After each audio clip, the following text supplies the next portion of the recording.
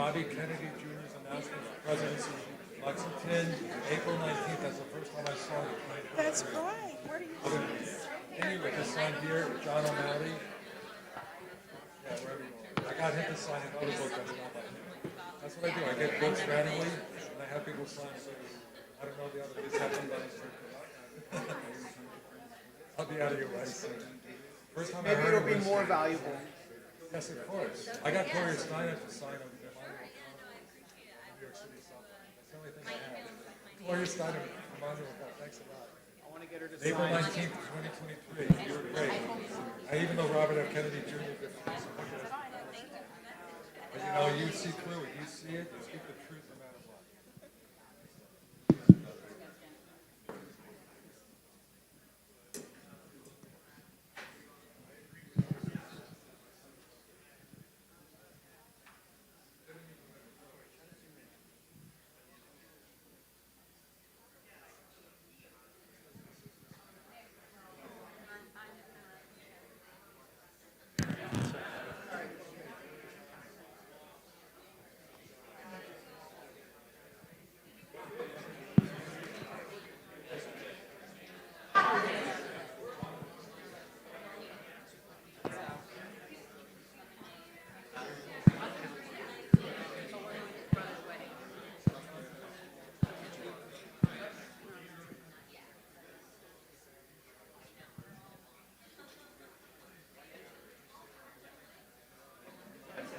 Okay. All right, all right. Welcome, welcome.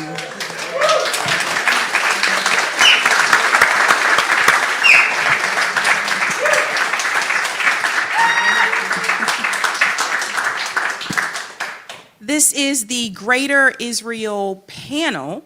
And first and foremost, I want to introduce our panelists. First up, we have Max Blumenthal. He's the the founder of the Grayzone.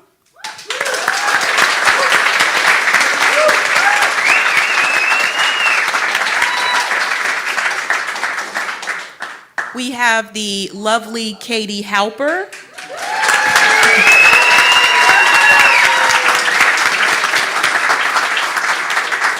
She's the host of the Katie HALPER Show and co-host of Useful Idiots. And last but not least, we have Jeremy LOFFREDO, who is a journalist with the Grayzone.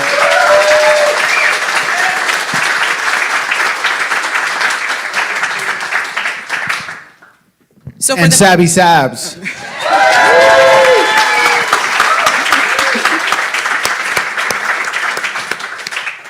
Thank all of you for coming. So for the past 2 years, the world has watched a live-streamed genocide.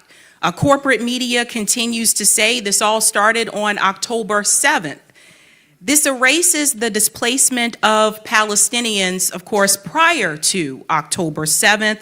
We're going to start with Max. Max, what would you say is the best way to debunk this narrative that it all started on October 7th?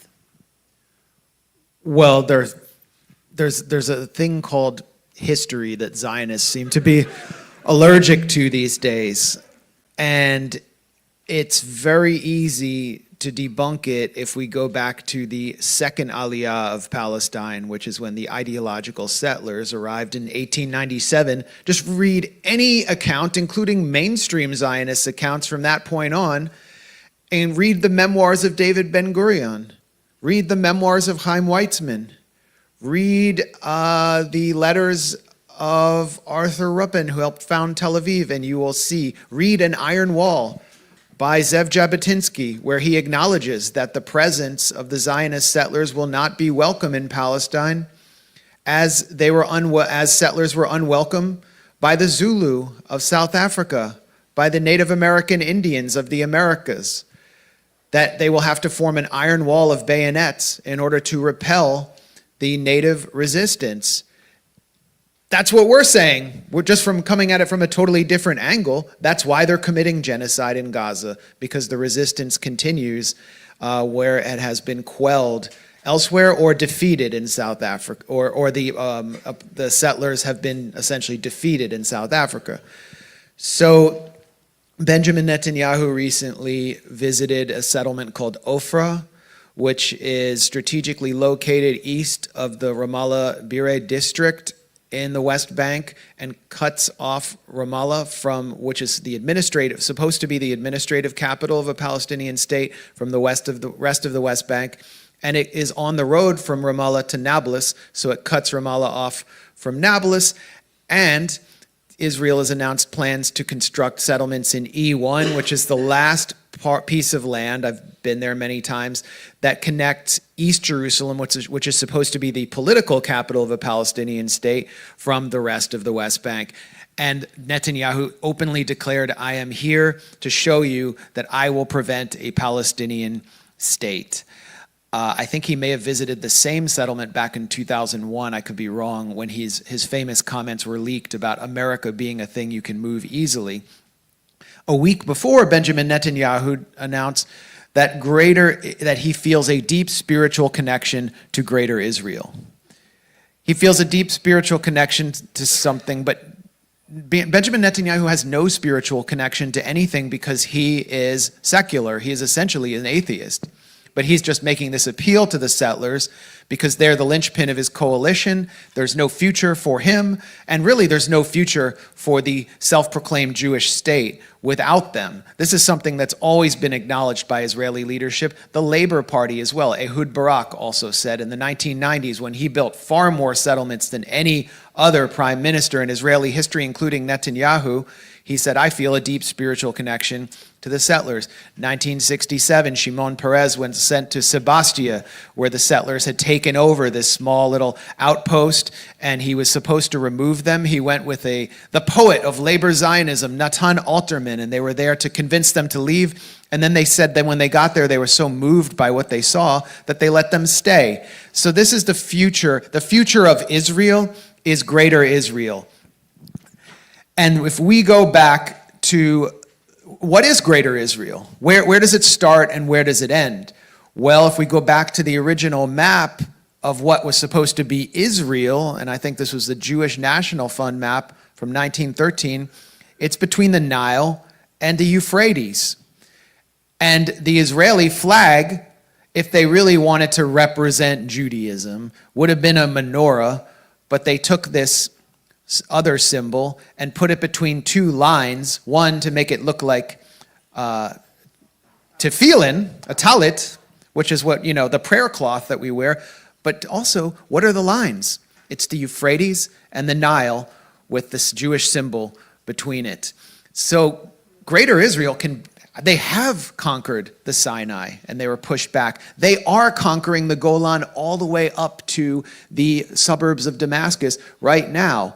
There are what are considered holy sites in Jordan. When Anya and I were in Iran, we visited the supposed tomb of Sarah bat Asher, the granddaughter of Jacob. They could push that far and claim that this is biblical territory, that Bible is their claim. So Greater Israel can extend as far as they can push it with military force, and it's extending into our own society, which is something we'll be talking about. Why was UCLA just defunded? Its Advanced Mathematics Center just lost $500 million. Because some students made Zionist billionaires angry, made some of Netanyahu's cutouts angry, and they told Trump to cut the funding. So Greater Israel is here. And that's why I think this title is really appropriate for this panel, and it puts the history of Greater Israel puts the lie to the notion that October 7th came out of this vacuum of anti-Semitism and Jew hatred, and that the genocide that is taking place is a direct and exclusive response to the Al-Aqsa flood attack. October 7th was a volcano of rage erupting against the most direct victims of Greater Israel. Speaking of military force, we have seen Israel also brutalize journalists. They have killed a number of journalists in Gaza. And Jeremy LOFFREDO has direct experience with dealing with the brutality of Israeli soldiers. Jeremy, could you tell everybody about what happened to you when you were arrested in Israel? On October 2nd, Iran fired 200 ballistic missiles into Israel, Operation True Promise 2, I believe it was, and I covered where the missiles had fallen. And I went to Nevatim Air Base in the Negev Desert, and I spoke to some Bedouin communities who heard and saw and felt these missiles around them because they are near Nevatim Air Base, and that was the target. And these are Palestinians, these are Israeli citizens, but because they're not Jewish, they don't have the bomb shelters that they have in Tel Aviv, in Jerusalem, and they had to hide under bridges, under an overpass, children and women, because they're not Jewish and because they're Muslim and they live in the desert, they were hiding in like storm drains from these missiles. And I was driving down, I was speaking to them, I noticed that I could not, like, if I wanted to document any actual damage of Israeli military infrastructure, I would have to be inside, I would have to go in this airbase. It's a 0% chance. So I don't go in the airbase, I just talk to the people who heard it, who saw them, document what happened with them, and then I went back up north towards Tel Aviv, and I found a crater about 1,000 feet from the Mossad headquarters, and I just documented. I just pointed my camera around, showed how close it was to the Mossad headquarters, showed the destruction, also kind of pushed back on the lie that there were no missile impact sites in metropolitan areas. The Iron Dome worked, perfectly, et cetera, et cetera. So between the impacts in the Negev Desert and then also the impact in Tel Aviv, we at the Grayzone published a report showing these things. And a few days later, I was driving through the West Bank on my way up to the Jenin refugee camp, which was in the middle of a 10-day complete siege where they shut off the water. They weren't allowing food in or out. They weren't letting people leave their houses. And so I was on my way north to Jenin, and I got to a military checkpoint outside of Nablus, and they took my passport. They took I was with a few other journalists, and they told us to get out of the car. They shackled us, handcuffed us, blindfolded us, and put us in the back of a IDF Humvee, and drove us to some compound back towards Jerusalem. This is actually The Russian compound, was it? not yet. It was like this was holding, and they. It's actually it's E1, like that's where this is. And when this military police compound headquarters was built in like 2008, settlers in the West Bank actually went there and celebrated the construction of this place, of this police headquarters, because they saw that this was the beginning of what's happening now. This is the beginning of cutting off East Jerusalem from Ramallah and the West Bank, and so they all celebrated the construction of it. But it's shrouded in secrecy. There's only like 3 photos on the internet that exist of it. We were all in holding. They let everyone else go, and then through, like I was in a holding cell, and through the wall in this police headquarters, I'm hearing my own voice. They're watching my report. So like I'm like thinking like, okay, they're like really looking into me. They're finding things, et cetera, et cetera. Finally, after hours and hours, maybe it's 1 a.m., they tell me I can speak to a lawyer. I answer the phone. She says, Mr. Loffredo, what did you do? They're accusing you of giving information to the enemy during wartime. And I said, what? You know, what are you talking about? She speaks broken English too, so this is a really poor way to communicate. She says, is the officer in the room with you? I said, no. She said, this is what's going to happen. They're going to bring you to prison now, and I'll see you tomorrow in court, probably. And at this point, one of the intelligence officers has his hand on the phone, as if to say, like, if you don't stop this conversation, I'm going to hang up. So that was what I was afforded in terms of legal assistance before I was even, I wasn't charged with anything yet. They just suspect something of me, and I'm not even allowed to really talk to a lawyer without being overseen by some intelligence agent. They reshackle me, they rehandcuff me, they put me in an unmarked cop car, leave the West Bank, go to the Russian compound in Jerusalem, which is a pretty infamous prison for security detainees, almost entirely Palestinian, of course. And I was, they gave me these little, like, feminine pink rubber sandals. They took my boots, and they threw me in this little cell with no windows, concrete. It was, it was solitary confinement. That's exactly what it was.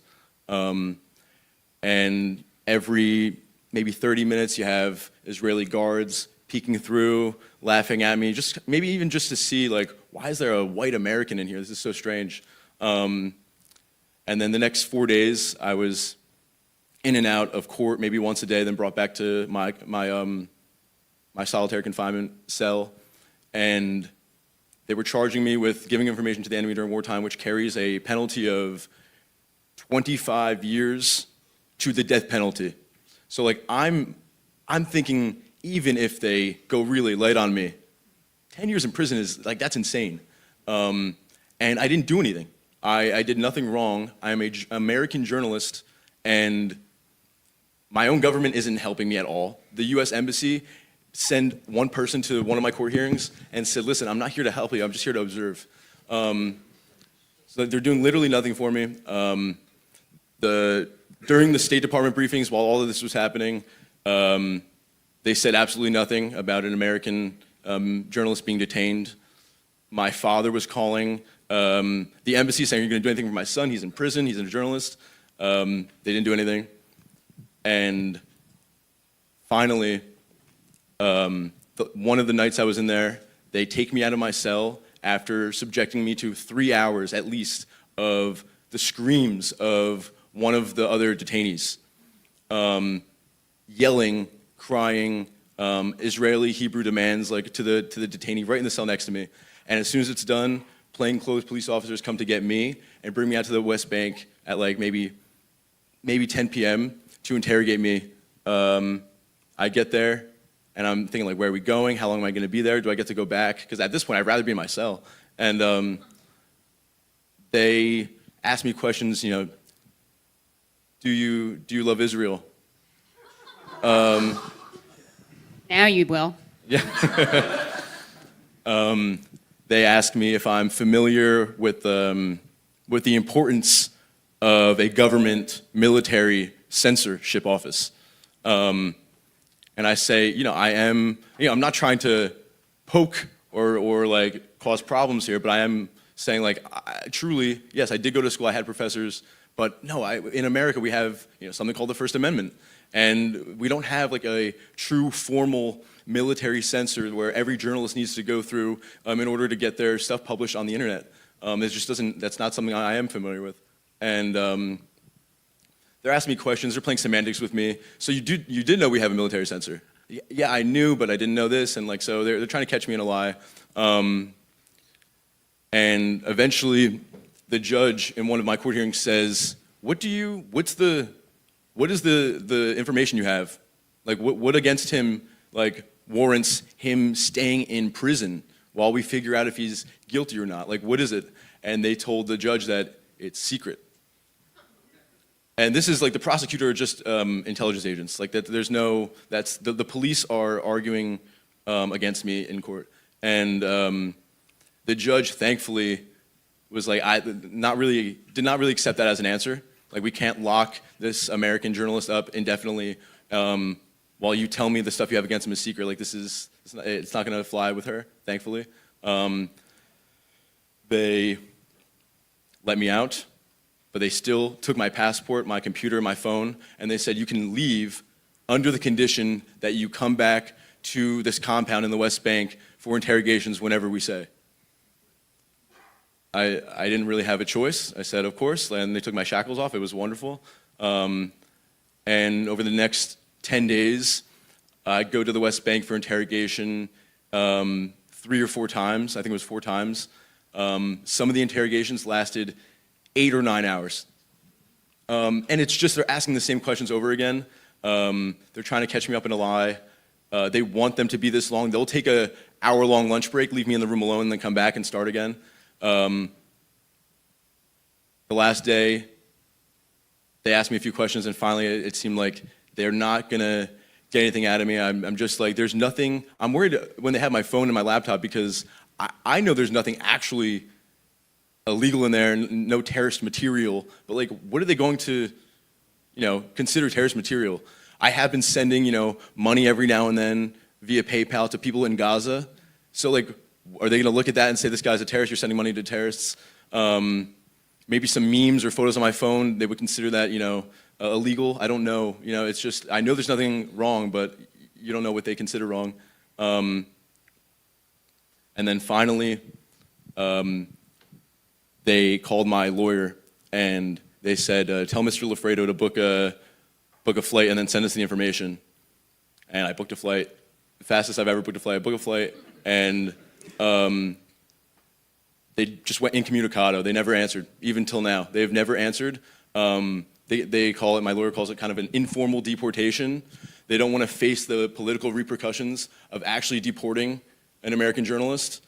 So they just like quietly tell the lawyer to tell him to leave the country. If he knows what's best, he'll leave. And they're leaving my case open as a way to dissuade me from returning. So like if I go to Ben Gurion right now, I have an open, aiding the enemy during wartime case investigation into me, and I would be, detained immediately. And that's essentially, in short, how I was treated by the Israeli military and the Israeli state as an American journalist. I was paying for, I was paying for my shackles. I was paying for the blindfold.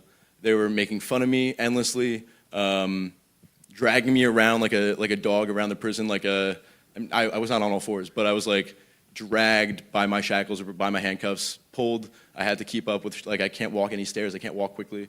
It was really, really dehumanizing and an experience where I learned a lot about how they think of Americans who don't support Israel. And what happened to Jeremy is just one example, right? Like we've seen a number of videos that I think that have woken a lot of people up if they were not aware of what Gaza was or what the West Bank was. They definitely are aware today. And that brings me to the United States. The pro-Palestinian protests. This is something that happened right after October 7th. A lot of people rose up. I think that first big protest in DC had over 500,000 people. There were many of you who were in this room that were present at that protest. Those protests still continue today. Recent reports show that support for Israel has declined in the United States. I think it's at a historic low. Last time I checked that data. So we want to ask Katie HALPER here. Katie, could you explain the significance of these protests and some of the things that you saw on the ground? And then we'll come back to Max for the police force. So I guess the protests, of course, are a sign that anti-Semitism is alive and well. Just kidding. No, the protests are really inspiring. And just before I touch on this, I want to just piggyback on some points that were made by Max and Jeremy, if that's okay. But, it's interesting you mentioned the pink slippers, which made me think of the great Joe Arpaio, Sheriff Joe, who was pardoned by Trump, who would also make prisoners wear pink in an attempt to, humiliate them. But so it's true when they talk about shared values. There are shared values. They're like shared values of sadism between Israel and the U.S. And You know, in terms of your first question, Sabby, about the pushing back on the propaganda that this all started on October 7th, I co-sign, of course, everything that Max said, but a couple more points I want to make. One is that one of the favorite Hasbara talking points is, of course, that Israel pulled out of Gaza, and look what they did. This is what happens when you pull out and you let them govern themselves. And of course, that's a big lie because they didn't pull out. I mean, they did pull out troops, but they didn't stop controlling everything in Gaza, right? So they control Gaza's airspace, their water, who goes in and out, their no-go zones. You have to get permission to get life-saving medical treatment.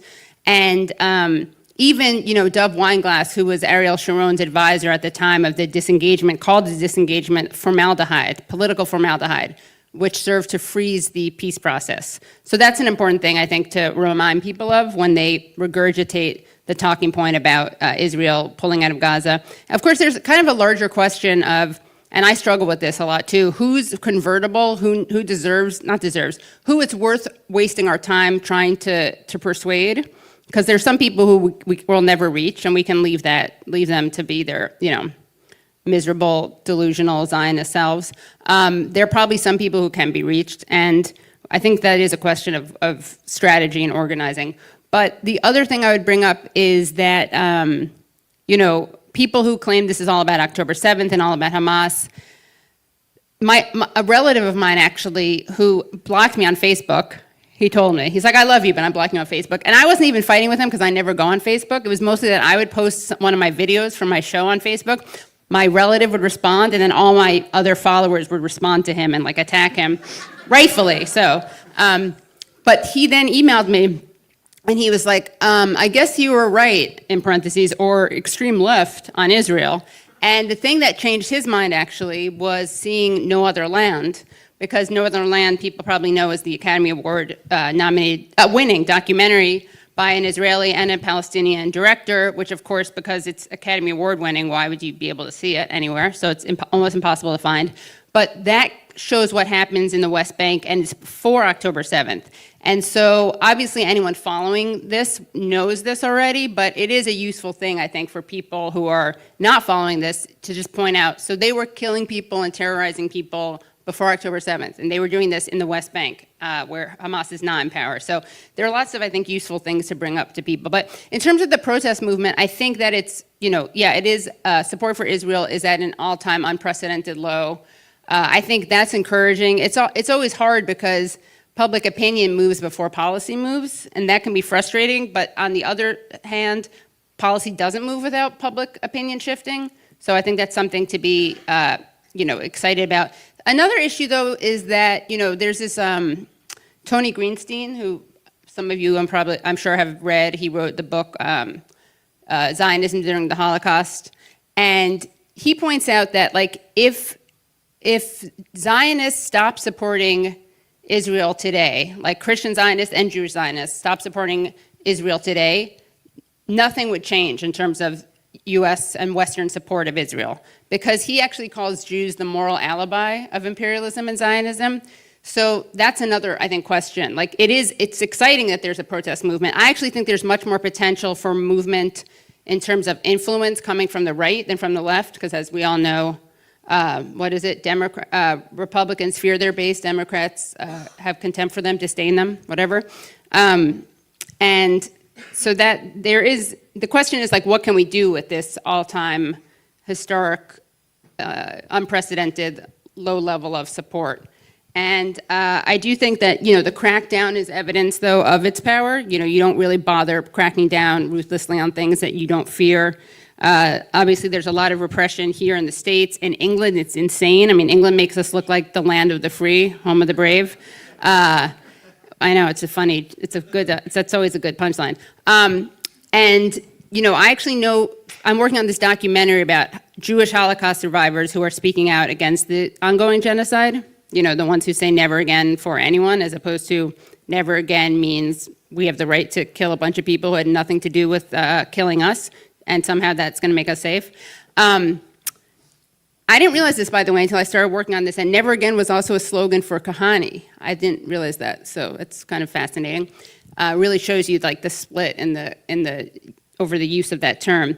But one of the people I interview is this fascinating character. His name is Haim Zabner. He actually wrote a really great book called A War Like No Other about the IDF. He's an Israeli who is still a citizen, but he doesn't live there anymore. He's in England. And he spoke at a protest in front of the Israeli ambassador's house residence in London. And he said, not even in a cheering way, but in a kind of diagnostic, prognostic way, that Israel wasn't going to be able to defeat Hamas, the Houthis, or Hezbollah. And this guy's 79. He's the son of survivors who weighed like 70 pounds when the camps were liberated. And he was arrested for saying that under like the terror law. So he was arrested for saying that. He has cancer and a heart condition. He wasn't given his medications. He wasn't allowed to speak to his wife. It was like a total sham. And of course, he doesn't even like to talk about it because to talk about this while a genocide is going on seems almost like ridiculous. Like, you know, he's not being self-pitying at all. And of course, as he acknowledges what happened to another person who is Palestinian, they don't even know the person's name, was like far worse than what happened to him. I just think it speaks to how much crackdown we're seeing now. And again, it's terrible, but it's a good sign. It's a sign of something scary, but it's also a sign that there's something good that's happening that they feel the need to respond to. Another character I interviewed, Stephen Kaposh, who's 87, was at a protest, and he was brought in for questioning because he committed the crime of like laying flowers down at a monument to recognize killed Palestinian children. So I'm glad the Met Police are on the hunt for terrorists like Stephen Kaposh and Haim Zabner. Wow. Oh, and really quickly, the other thing I'd say is that, I mean, I've been to a bunch of the encampments in New York City, and you see a lot of terrorists in the form of people wearing like kippas, obvious anti-Semites, raging, self-loathing Jews, you know, doing stuff like having like Shabbat and, you know, what you expect. I remember you interviewed those kids who chained themselves Yeah. to the fence at Columbia or Yeah, Barnard. Columbia, yeah. And you they're like chained to the fence, and you go up and interview them, and they're all wearing kippas, and you're like, "What do you major in?" And they're like, "I major in Jewish studies." Yeah. I major in Jewish studies. Yeah. I'm like, Yeah. oh man, Yeah. raging anti-Semitism. I know, yeah. One of them actually is an Israeli, actually he's American, and he moved to Israel to be a settler. And then he realized then he became a conscientious objector. Now he's at Columbia. He was a good friend of Masen what's his name? From Sia? No, Masen, not, there was the two Columbia students. First there was I know what you're talking- Mahmoud Khalil, and the other one was Mosan something. I can't remember his last name. Good friend of his. The guy who was arrested in Vermont. Yeah. Massam Mandawi. And his story is incredible because he's now, of course, a major advocate for ceasefire, and he went from being a settler to someone who sees Israel as a fascist state. So, but yeah, those are the kinds of goons you have to look out for.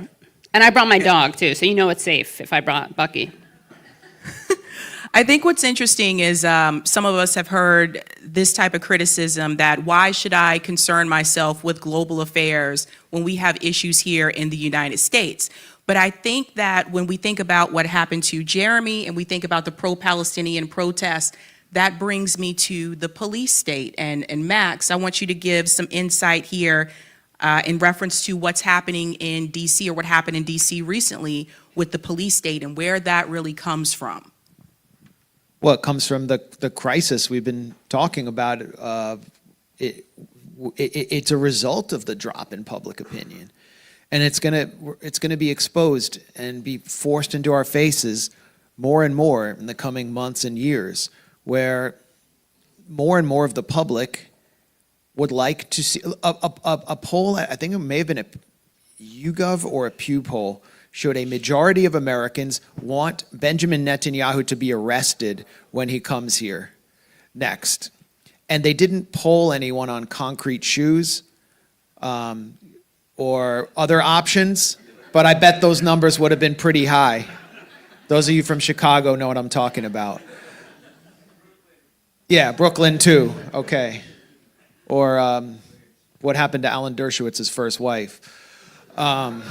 look that up. There is a poll showing that the percentage of Democrats or self-identified progressives under 35 who support Israel, it's almost zero.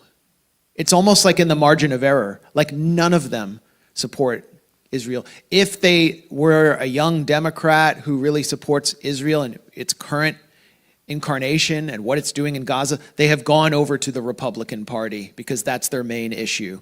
And so the crisis is brewing in the Democratic Party. There's a DNC meeting coming up where there is a resolution on the table being supported by many, many delegates to block weapons to Israel. And Ken Martin, the DNC chair, is trying to replace it with some hollow, empty Biden language about like pining for the children of Gaza while doing absolutely nothing and supporting a two-state solution. So that crisis will erupt at the DNC. Like we're going to see that. We're going to see that in congressional races. Democrats are going to get primaried. Hopefully there's a primary for Richie Torres and someone is running against him independently up in the Bronx. I think he's going to be the next he's going to be a victim of his own hubris and being willing to go out in freezing cold weather in his underwear and eat mofongo if AIPAC asks him to. He will literally do anything for AIPAC and he's going to pay the price. So, but... Mofongo, gefilte fish mofongo. Yeah, kosher mofongo. But... for the most part, we are under occupation, a kind of occupation, and a political occupation, and we are mostly powerless to do anything about it. And more and more people are burning with rage about the final solution they're witnessing in Gaza. I meet so many normal people who are asking me what they can do. Like my normie friends who I went to college with, who have would see the Grayzone as anathema, are asking me how can we get aid in? What can we do? It's become a thing. Who knows? They might even have a We Are the World fake Bob Geldof concert, but there won't be any of the talent from the 80s. It's going to be what do we have now? I don't even know what contemporary music is because I'm not a masochist, but Bad Bunny. Los niños necesitan comer. Basically, we're powerless. And so the more that we exert force to change the situation, the more we're going to see the nails, the Freddy Krueger-like nails of the state, which has been heavily infiltrated by the Zionist movement, come out. And we did see that, as Sabby alluded, on the streets of DC, where a truck displaying protected speech, a billboard, you see this all over DC. Basically, there's these guys who run these businesses where they own these billboard trucks and they rent them out to any political campaign. It'll be Stop Resolution C4, and no one even knows what it is. But this truck said, feed the children of Gaza. Israel is starving Gaza. The driver was arrested. The driver had their computer and all devices seized. They're under investigation. They just got out of jail last night. The whole scene was sealed off, and it was part of Trump's federal occupation of DC. It wasn't just Capitol Police. It was ICE. And ICE is not enforcing, that they're not an immigration enforcement. They're basically a deputized thug squad of Proud Boys and Gestapo who are trying to normalize the concept of secret police in our society to crush dissent. This is just the first stage. This is the inception of something much bigger, and look at what they're targeting. At the same time, I was at the location of that billboard truck 3 weeks ago or 2 weeks ago when this amazing protest that if you're in DC you should visit. It's an encampment outside the main media offices of Fox News, News Nation, C-SPAN. It's at 400 North Capitol. Incredible group. The people who did the encampment outside Tony Blinken's home, Kibbutz Blinken, are doing this. I spoke at their opening event. And I met a young woman who told me her ailing mother was in the car, couldn't get out, and she is being sued by this organization, Beitar, this extreme kind of Likudnik, pro-settler, fascistic street organization which is more influential than they get credit for, and they were supplying the faces of and names of students who were green card holders and visa holders to the Trump administration to grab and deport. They kind of claimed credit for Mahmoud Khalil. But don't be modest, because we're both on their list too, right? As people who can't go to Israel. They don't want us to go to Israel. Have you seen that? They put you on their list? Beitar? Oh, yeah, they came up with a list of people who should not be allowed into Israel. Including I couldn't- Adrian Rich and Tony Judd, who I'm pretty sure they'll be successful in given that they're dead. So yeah, I probably couldn't go anyway because of the whole Jeremy situation. So I'll probably be going back on the back of a Chinese motorbike with Al-Qassam brigades if I ever go back in there. I think the YouTube stream just got cut. That was a joke.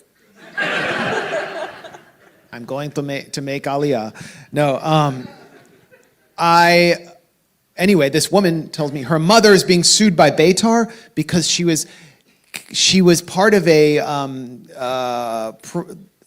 they're protesting at a city council or city council event. Beitar thugs and goons show up, including one particularly notorious woman who's always carrying an Israeli flag and waving it in people's faces. I actually was slapped with her flag at the inaugural Peace Ball while I was entering. And she claimed that this woman pulled her flag and therefore committed a hate crime. And I believe it's a magistrate judge or a federal judge has ruled that this woman actually attacked a Jewish symbol by supposedly pulling this flag. And now we're seeing in a court has effectively declared that it is illegal in the United States to vandalize or burn or even pull on an Israeli flag, while it is legal and First Amendment protected speech to burn an American flag. And this perfectly encapsulates the situation we're in and the repression that is to come. So we see what's happening in the UK with Palestine Action, a group that has never committed violence, actually opposes violence, exists to oppose state violence, being proscribed as a terrorist organization, and grandmothers and grandfathers who go out to declare their support for Palestine Action are hauled off by riot police during protests outside Westminster. That is coming across the Atlantic, and Americans are not going to stand for it. If there's one thing that people hold dear in this country that does make us at least better than the European fake democracies, is the First Amendment, and Americans are just not going to stand for that. And so we will see more and increasingly the bottom drop out of Israeli support on the right as well, where all the so-called free speech warriors are being exposed as the biggest hypocrites in our country. The flag thing that you mentioned, by the way, reminds me of Germany, which I don't think they succeeded, but they were attempting to make swearing loyalty to Israel a requirement to become a German citizen, which was interesting because they didn't make swearing loyalty to Germany a requirement. Well, and Germany's biggest media conglomerate, which does all of the pro-Israel propaganda, they own Bild and all the tabloids, Axel Springer Group, they make their employees sign an oath of loyalty to the special relationship with Israel and the transatlantic relationship with the U.S., which is code for bomb Russia, and accept that the Nord Stream pipeline will be bombed by Ukraine or Jake Sullivan or whoever. At least they admit that they have this special genocidal relationship, Germany and Israel. Yes, shared values. Yeah, exactly. This is true. Speaking of free speech, this is a big one. I think a lot of us have been talking about this for, I don't know how long, but it seems like several years. I don't know if everyone has seen this, but Benjamin Netanyahu just recently, this past week, is asking for censorship of social media and an algorithmic change to favor Israel.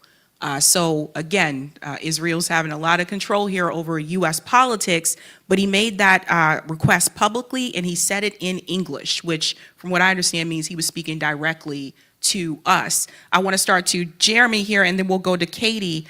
Jeremy, as an investigative journalist, how do you feel about the censorship? Does that make you any, somewhat worrisome when you're reporting on certain issues, in particular about Israel? I just want to talk real quick, piggyback on what's happening in D.C. Trump just said that he's going to review the visas of 55 million visas or something like that. And in the language, at the very end, it's like, we're going to check, visa status, did you overstay your visa? Did you do X, Y, or Z? Have you ever provided any vocal or any support for terrorism? And so it's like, it kind of stuck that in the end, but like, we all know what that means. That means, what are you saying about Israel? So it's, like the MAGA people think that they're getting these mass deportations, but then you look at the fine print and they're really looking for critics of Israel. And I feel like that's exactly also what ICE is doing in DC, because they're supposed to be looking for, illegal immigrants, they're looking for all these things, and they're arresting the driver of a Palestinian protest vehicle. That has nothing to do with what we were told it was about. But in terms of censorship, Julian Assange has this quote where he talks about it. I'm going to butcher, but he essentially says, censorship is cause for celebration because it shows that the power structure is so weak that they have to think about, they have to care about what people say and think. That like just the fragile, the thoughts or the tweets or this, that, and the other, it could affect their hold on power. So like when we see the censorship regime is so crazy right now, it does, like, of course it's unsettling, but at the same time, it just shows that they know they're losing their grip on the argument. And I mean, and even more so, this isn't in America, but like in Gaza, I mean, when you have 200 and something journalists murdered, that's a form of censorship. That's, censorship enforced by, rocket fire. So, and they know that, those journalists are, they're reporting what's going on in Gaza, and if the West or whoever sees their reporting, they're going to be exposed and they're going to lose their grip on power. So censorship is just a cause for celebration insofar as it's proof that they really, what we're saying and what we're thinking, really, it does affect them. Right. I think it's important for people to understand as well is that when it comes to the censorship, in particular about Israel, there are journalists and commentators that lost their jobs because they told the truth about what Israel was doing, and they weren't willing to capitulate to the corporate media narrative at that point in time. And one of them was Katie HALPER. And Katie, I'd like for you to tell everybody about what happened to you at Rising. Yeah, so I mean, I should say I was really, really, really like lucky and privileged compared to others who have lost their jobs because I had other shows that I was hosting, so it didn't like ruin my livelihood. So sorry to everyone who sent me all that money thinking it did. I'm just kidding, I didn't get any money. Hi Putin, or Qatar. But yeah, I was actually, what's fascinating about that story, I think, is that this was at Rising at the Hill, which, brands itself and pats itself on the back for being a show that allows you to speak outside of the normal constraints of corporate media. And of course, that's true until you talk about Israel. And all I did was make a video defending Rashida Tlaib, who said that Israel was an apartheid state. And it's not very hard to make the case because literally all you have to do is like quote international law, the UN, a bunch of Israeli leaders, former prime ministers, and South African anti-apartheid luminaries and activists. So I did that. I did a monologue based on that. They shot it, they recorded it, and then I got a call that the higher-ups didn't want to run it. And I was like, oh, okay, that's interesting. And in fact, I did get a little hint because after I recorded it, Robbie Soave came in, they like called him in to say like, oh, and by the way, AIPAC and Israel say like they had to provide, they don't usually do that, provide like a counter to someone's monologue, but I guess they were trying to cover their bases, and then that wasn't base covering enough, cover their asses really, and that wasn't ass covering enough, so they just pulled it. And then I pushed back. I mean, I wasn't even that aggressive about it. I was like, maybe what if you run it, but then you show something afterwards? Because I thought it was important enough to get it out there, and I wasn't being like that precious or like strident or principled about it, because I just thought it had a lot of good information. So even if they had to have some, schmuck come on afterwards to make a counter argument, it was fine, like let them try. And then they were like, oh, well, we don't always take pitches, we pass on pitches all the time. But like, this isn't a pitch process. You literally write a monologue, they put it into the teleprompter, errors and all, and then you read it and they release it. Like, that's the process there. So I was like, okay, and then I got an email telling me I no longer had to come back. I was no longer needed, which was nice of them. And they wished me best. That was so nice. I felt really seen by that. These fucking assholes. But, well, and what was funny is that, like, so I was a regular unpaid weekly guest for like 2 years. And then I was an occasional guest anchor, and I was going to become a regular anchor, and that is paid. But I thought it was interesting that they couldn't even tolerate me as an unpaid, like, person there. Like, we will not accept your free labor anymore. That's how toxic it was to say that it was an apartheid state. And of course, you know, Breonna Joy Gray was in this awkward position because she was there, and she very bravely defended me and basically called them liars. She did a monologue because she was a regular host there. And I know she was conflicted, and she said she was conflicted. I'm not, like, violating her trust. She said this publicly. She was conflicted about staying, and she said, you know, the Hill is saying that this was a stylistic choice. Like, no one believed that for a second. I think, like, my biggest haters were like, come on, you can do better, Hill. And then she said she would talk about Israel, and of course what happens is that she wound up getting fired a couple years later. But the cool thing is that I do want to thank Democracy Now! Because when they reported on Breonna Joy Gray's firing, they said this comes 2 years after Katie Halper was fired. And they showed my Twitter picture, and my Twitter picture has me, now it has me and my new dog Bucky, but at that point it had me and my parents' dog Bodie. So Amy Goodman, like, cuts to a photo of me carrying my parents' adorable dog. So thanks to the Hill, indirectly they made Bodie a star. And I just have to give a shout out to Lizette and Turan, who are here, and they are dog sitting Bucky, and they know about Bucky because I talk about Bucky on my show. Sorry, I just have to bring in, for all the dog lovers, it's great, this is a Greater Israel / Greater Dog panel. But that's, yeah, I mean, again, it's such a low price, though, compared to people who lose their livelihood. The price I paid was so low, and it's also, I mean, it's not even, doesn't even deserve to be in the same sentence as what happens to journalists in Gaza or in Palestine, ranging from, you know, Anatal Sharif to Shireen Abu Akleh. And of course, it's useful to bring those examples up as proof that Israel is not, shocker of all shocks, the only democracy in the Middle East. They do not have the most moral army in the world. And what's fascinating is, what's that woman's name? Biana Goldrina or something? She's on CNN. Yeah, Biana, yeah. She's like, talks about the rape hoax all the time. Somehow. She just dropped a new children's book. Have you seen that? No. Oh, this is wild. Okay. We should And have it she's here on first of all, stage. she's married to Peter Orszag, who is like the guy who wrecked the economy under Obama, Oh, nice. or one of them. And she is a CNN anchor who just released a book called, like, it's something about, like, teaching children to be brave to stand up to anti-Semitism. And it's blurbed by the president of Israel, Isaac Oh my Herzog, God. who has said that there are no civilians in Gaza. Exactly. There is no distinction. It's being promoted by Jonathan Greenblatt, Israel's chief censor in the United States. Disgusting. And guess who else blurbed it? Tony Blinken. No, but close. Jake Tapper. Of course. Did Dan Well, I mean, Bash also? can you imagine, like, a Muslim in the media, like, Oh my God. you know, just doing anything like that and not losing their job? Yes, right, exactly, totally, yeah. Yeah, right, how to teach your kids to stand up to Islamophobia or anti-Palestinian racism, they'd be fired in a second. But she Blurbed had, by someone who called for, like, the killing of Jews. Like, that's what Isaac. right, yeah.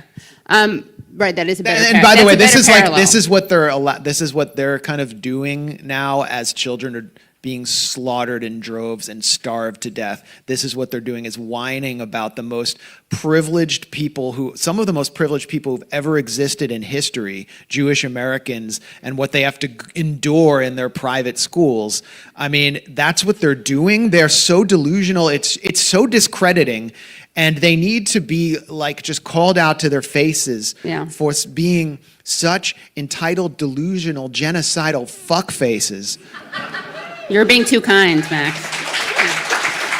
No, but, so, Biana was a big mass rape hoax cheerleader, so always talked about the rape being used as a weapon by Hamas. And what's so fascinating about these people is It would be one thing if they talked about that, but then also talked about the documented on video rapes of Palestinian hostages, but they don't. So it's not even like they fell for a hoax and they at least care about sexual violence. Even when it happens to Palestinians, they are not falling for a hoax. They're perpetuating a lie knowingly, and then they're choosing to ignore documented rapes that the Israeli media covers. I mean, On video. Yes, documented rapes on video. That is a gang. This one in particular was a gang rape that led to the hospitalization of someone. And this was not like, you did not have to do a deep dive into Israeli media to cover this. This wasn't just in Haaretz. This was in mainstream Israeli media. It was big enough news that a member of the Knesset said it was asked rhetorically if it was legitimate to insert sticks into people's rectums, and his answer was yes. And then a rabbi responded to this by blessing one of the rapists, and we all know that there were these right-to-rape protests. And then just imagine for a second, if there were video footage of the equivalent of this done to an Israeli hostage by people from Hamas, and then you had an imam sanctioning it, and then you had sanctioning as a thumbs up, not so awkward that sanction can mean opposite things. Anyway, you had a imam giving it a thumbs up.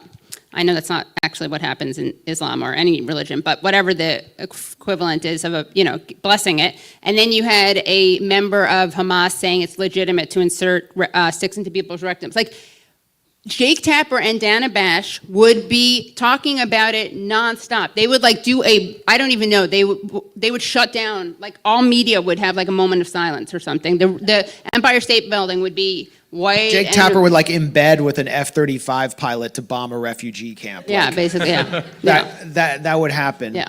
And sorry, just Yeah. a quick detail. I mean, this happened in the State Teman torture center on camera, and Israel's right-wing grassroots, basically the supporters of the Likud-led government, staged riots across the country in support of the soldiers who perpetrated the actual mass rape that documented on video, broke into an army base, staged an insurrection. No one was arrested or punished for that, and the soldiers were let go, and then they were made into national heroes, including the one, Meir Shetrit. Look up Meir Shetrit. He's like a national hero in Israel because he violated the Palestinian prisoner's rectum. This is a society... And he's like a TV star, right? He made the rounds on TV, late night TV shows. Yeah. This is a society, according to a collection of rape crisis centers, where 75% of rapes of Jewish Israeli women go unpunished or unprosecuted. It's a society that is a haven for pedophiles, including Tom Alexandrovich, the cyber spy who was just, escaped from Las Vegas, absconded out of Las Vegas under the watch of an Israeli U.S. attorney. I mean, it's become a farce. We were the first out of the gate to challenge the mass rape hoax, but now it's we're getting so much mass rape reality shoved in our face and no one's doing anything about it. It's coming out of the state of Israel and its supporters. And you guys were smeared as rape apologists and atrocity deniers, and no one... In Haaretz, yeah, has the voice anyone of the enlightened public. Has anyone said, sorry, we were wrong, you guys were right? I don't get too many apologies. Jeremy, you wanted to say something? No, just all of these things, all of those things are reported on the front page of Israeli media. They're on television, widely reported. But why don't we get any of the reporting here? Because we would oppose it. And when things are opposed, they're not put into action, or it's no longer publicly supported in terms of policy.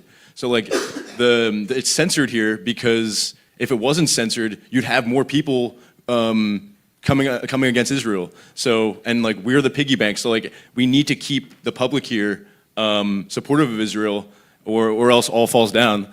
But the fact that it's all over the media here and not here, that's a big giveaway of what's happening. Also, because they are so on board there with dehumanizing Palestinians that they don't have to do any cleaning up of reality, right? Because they're okay, yeah, they raped them, okay. Yeah, they're celebrating it. Yeah, yeah. They're talking about it they believe they have the moral high ground. They're so sure of themselves that they're they're gloating about it, and it's something that we would find in America, in our culture, in our society, just reprehensible. So it needs to be kept far away from our television screens. And I would just say the first time I saw that video was making the rounds, I saw it on X, which is formerly Twitter, which goes back to Benjamin Netanyahu now saying that they need to find a way to change the algorithm on social media because they don't want those types of things getting out. That video was viral, and I don't remember seeing one corporate media outlet cover that story. And the Times covered it like many, many, many paragraphs down in the article. Like you would have had to have read the whole thing. It wasn't in the headline the way it would have been, obviously, if there was a non-rape, a fake rape, which they managed, what is it? Screamed without words. It's always in the passive voice. It's like, electric rod finds way into Palestinian rectum. Got lost on a birthright trip and found its way there. Yeah, it's really interesting when we think about the ways that they've tried to silence people for Israel. When we think about anti-Semitism and anti-Zionism, this is another thing that I've noticed where there have been attempts, not just by corporate media, but also by Congress, to pass legislation to conflate the two. And I think it's important for the panel to explain to everybody the difference between anti-Semitism and anti-Zionism so that these words are not merged together. I also want to add that I think it is very important that we do acknowledge there are people who are pushing back on Benjamin Netanyahu and they say it's just the government.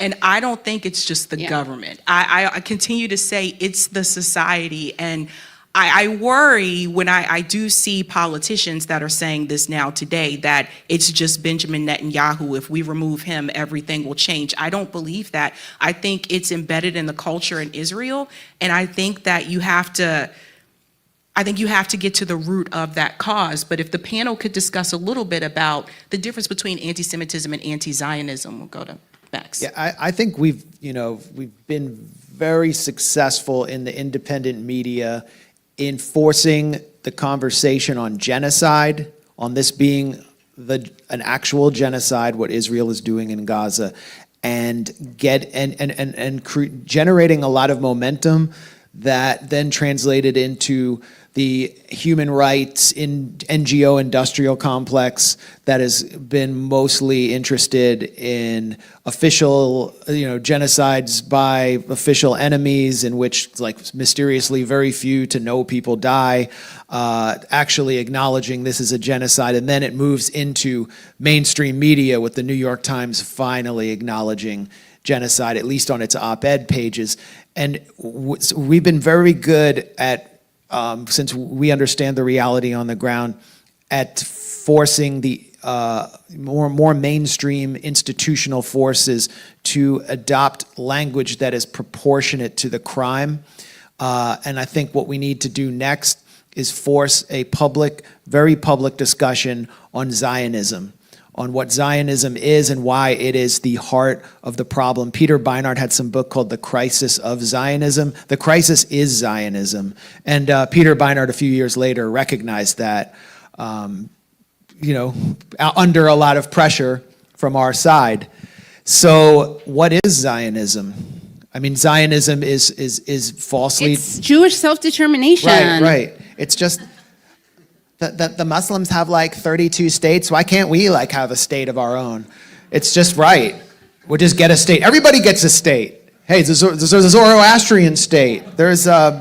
Everybody just gets a country, and it can be built on top of other people, and they can be forcibly displaced and genocided so that we can have it because, I don't know, we suffered something in the past. Zionism is just, it is the messianic secular movement that has essentially more or less replaced Judaism in the West, leading to anti-Semitism, which believes that I and Katie and, I don't know, is your mother Jewish? Pizza bagel. Yeah. And your mother's Jewish.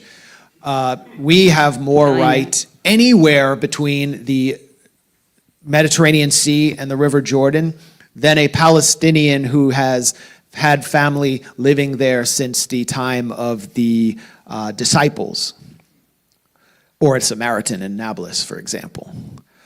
And that's all it is.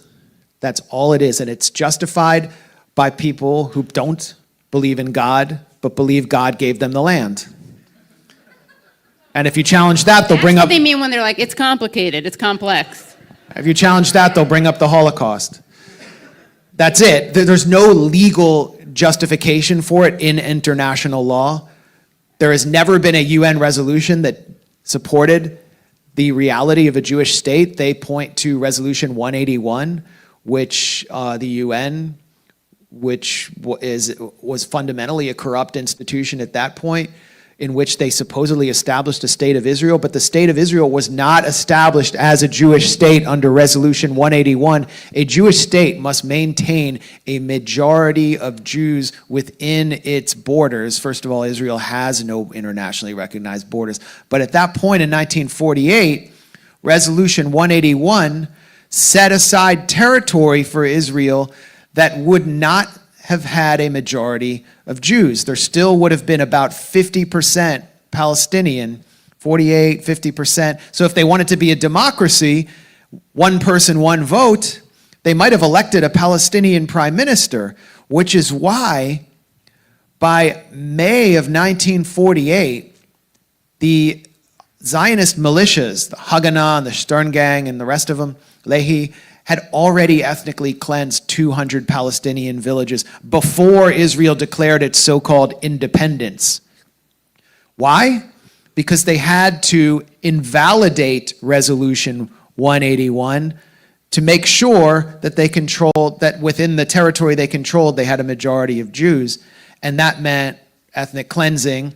And they created Gaza as it is today, as the cradle of resistance, by pushing the refugees from Jaffa through the Negev all the way down. I mean, some of them took boats to Lebanon. They were literally thrown into the sea, and they were forced into Gaza for about 2 years. Many Palestinians were forced into, from Der Askelon in the south, into a concentration camp surrounded by barbed wire, and then they were taken in trucks to Gaza. So that's what Gaza is. That's what Zionism is. That's why Zionism is the heart of the problem. And now let's just flash forward to current reality, political reality, stuff that, like, you know, pundits, Thomas Friedman readers can understand. You have some animal analogies? And they have no answer for this. Jewish liberals who read Thomas Friedman have no answer for this. Look at the polls in Israel, not just the polls of the majority of Israelis, including those who say they're center-left, who support the genocide in Gaza, but who are the most popular politicians in Israel?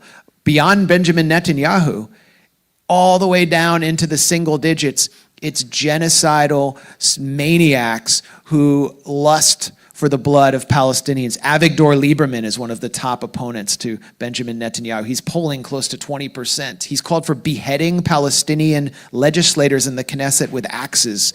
He has passed legislation calling for loyalty oaths to the state of Israel. He believes Netanyahu hasn't been genocidal enough in Gaza. Then there's Naftali Bennett, who also comes out of Likud, who represents the settlers, who said, I've killed many Arabs in my life, and that is not a bad thing. Then you have Benny Gantz, the former chief of staff of the Israeli military, who oversaw the slaughter in Gaza in 2014, which I personally witnessed. It was a pilot program for this. He campaigned as part of the blue and white opposition party that the Thomas Friedman liberals loved, with an ad showing the ruins of Shujaiya east of Gaza City and declaring Gantz is hard, like Gantz is tough. And he killed 2,300 terrorists. Most of the people were civilians. That was his campaign ad, okay? That's everyone beyond Netanyahu is genocidal. There is no alternative to genocidal Zionism in Israel today. And what we're going to see if there's a pause or some kind of letting off of steam and the Israeli army stops what is about, I mean, if somehow the final solution that it's planning to destroy Gaza City and all the populated areas, I mean, I can get into the details of that. It will be the whole crime of the century. If that is halted somehow, they are going to go through a massive political upheaval, and the more messianic right-wing forces will win. And there's just going to, I mean, it's the reality in Israel that's causing the bottom to fall out in support of Israel in the U.S. and creating this massive crisis within Jewish communal life where they just refuse to come up with the answers that we already had at a young age, because once they do so, secular, liberal, older boomer Jews who still believe kind of in Israel, they lose their identity. It just starts falling away in their hands. Then they're just like white people in America who's like have some Yiddish words that they know. And Abyssal. And so what will they do? We have to force that debate. We have to force that contradiction out, and we have to force a public discussion in mainstream institutions on Zionism being a racist crime against humanity. Also, I wanted to, can I ask Jeremy something? Go ahead. So I have a lot to say, but I actually think that a really important thing for you to talk about that relates to the question of this being just a Netanyahu issue is what you heard and saw on the ground from people who were not Netanyahu and were, well, you can tell them what they were doing vis-a-vis aid, because I think this is really incredible to share. Sure. So, first, 1 second, lots of people in Israel, like what Max was saying, they don't think Netanyahu is hardline enough. They attack him from the right. They think that he bends a knee to the international community too often. That's how a lot of people in Israel view him. And even people who in New York City, you meet people, they're in art school, they have piercings, they paint, they want affordable housing, they want free health care. You have that same type of person in Tel Aviv or in Jerusalem, but when it comes to the Palestinian question, they're entirely on board with Netanyahu and Ben-Gvir and Smotrich, especially after October 7th. But when I was in Israel last year, I was at the Karim Shalom and Nitzana border crossings, and they were settlers, they were civilians in Israel, they were reservists, and they were blocking humanitarian aid from getting into Gaza. And this was before not allowing aid in was policy in Israel. So Trailblazers of genocide. yeah, they needed like a proxy to stop aid from going in, and that's when they allowed these Israelis to block the aid, and then the government could doesn't have any responsibility. And I was speaking to them, and they're blocking rice flour as if it's a truck full of RPGs. And I'm talking to them.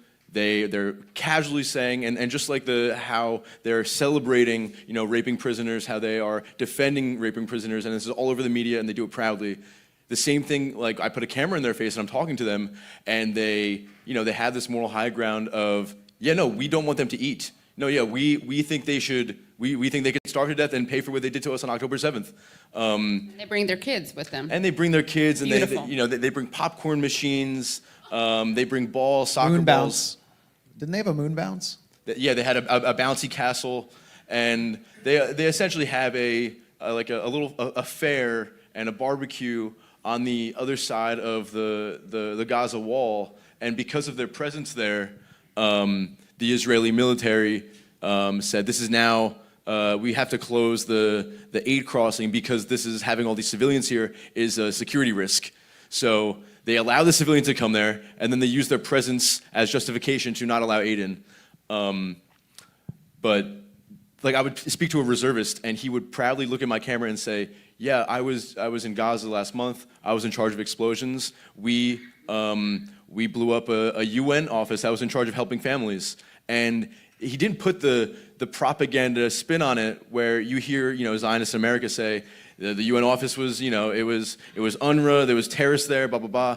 He said, no, it was in charge of helping families. He told me what it was for, and he still thought it was justified. And so looking at these people, and also Max can talk about this because he's spoken about it before, and I noticed it. These are the happiest people in Israeli society. And once you understand that, it's not like a liberal Zionist where we could let a little food in. I don't know. I don't like the war, but this and that. It's no, they are ecstatic. They have no qualms about what they're doing. They're fanatical. It's a strange, deranged attitude they all have. And I was with them for a while, but if Max can actually talk about that for a second, because they are the happiest people in Israeli society, and you would never think so. Max? No, can you? Yes. Happy fundamentalist. The happiest people in Israeli society? The settlers. The settlers. Yeah. I mean, they're dancing in the streets. They're dancing in their settlements. They get free reign right now. They're deputized. But thanks to the American taxpayer, they've been given M4 carbines and uniforms, Israeli army uniforms. They can carry out price tag violence in the name of the state now, not just as settlers. The leash is off. Trump supports West Bank annexation. And yeah, it's horrible. It's terrible for the Palestinians. But this is also forcing the discussion. They're not going to claim that Israel seeks peace, that Israel ultimately seeks a Palestinian partner on the other side, but they just walk away from the deal of the century. All that liberal Zionist propaganda is gone, and there's nothing there but rabid, genocidal settlers.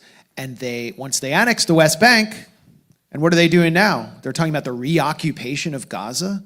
I mean, they're essentially taking control of the municipal functions of Gaza, providing food for people through the Gaza Humanitarian Foundation, but they're afraid to do it themselves, so they created a fake American front, which was initially supported by Mossad, and now they're getting some suspicious European entities to support it.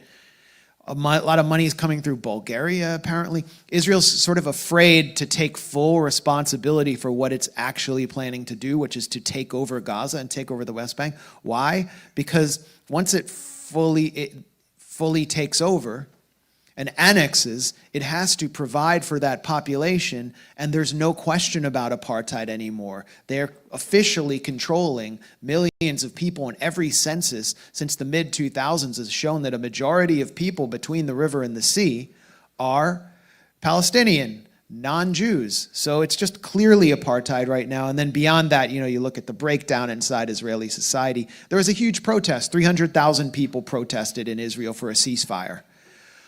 They didn't protest, some of them maybe, but most of them protested because there are still Jewish lives at stake in Gaza. There are about 10 or 20 living Jewish captives there.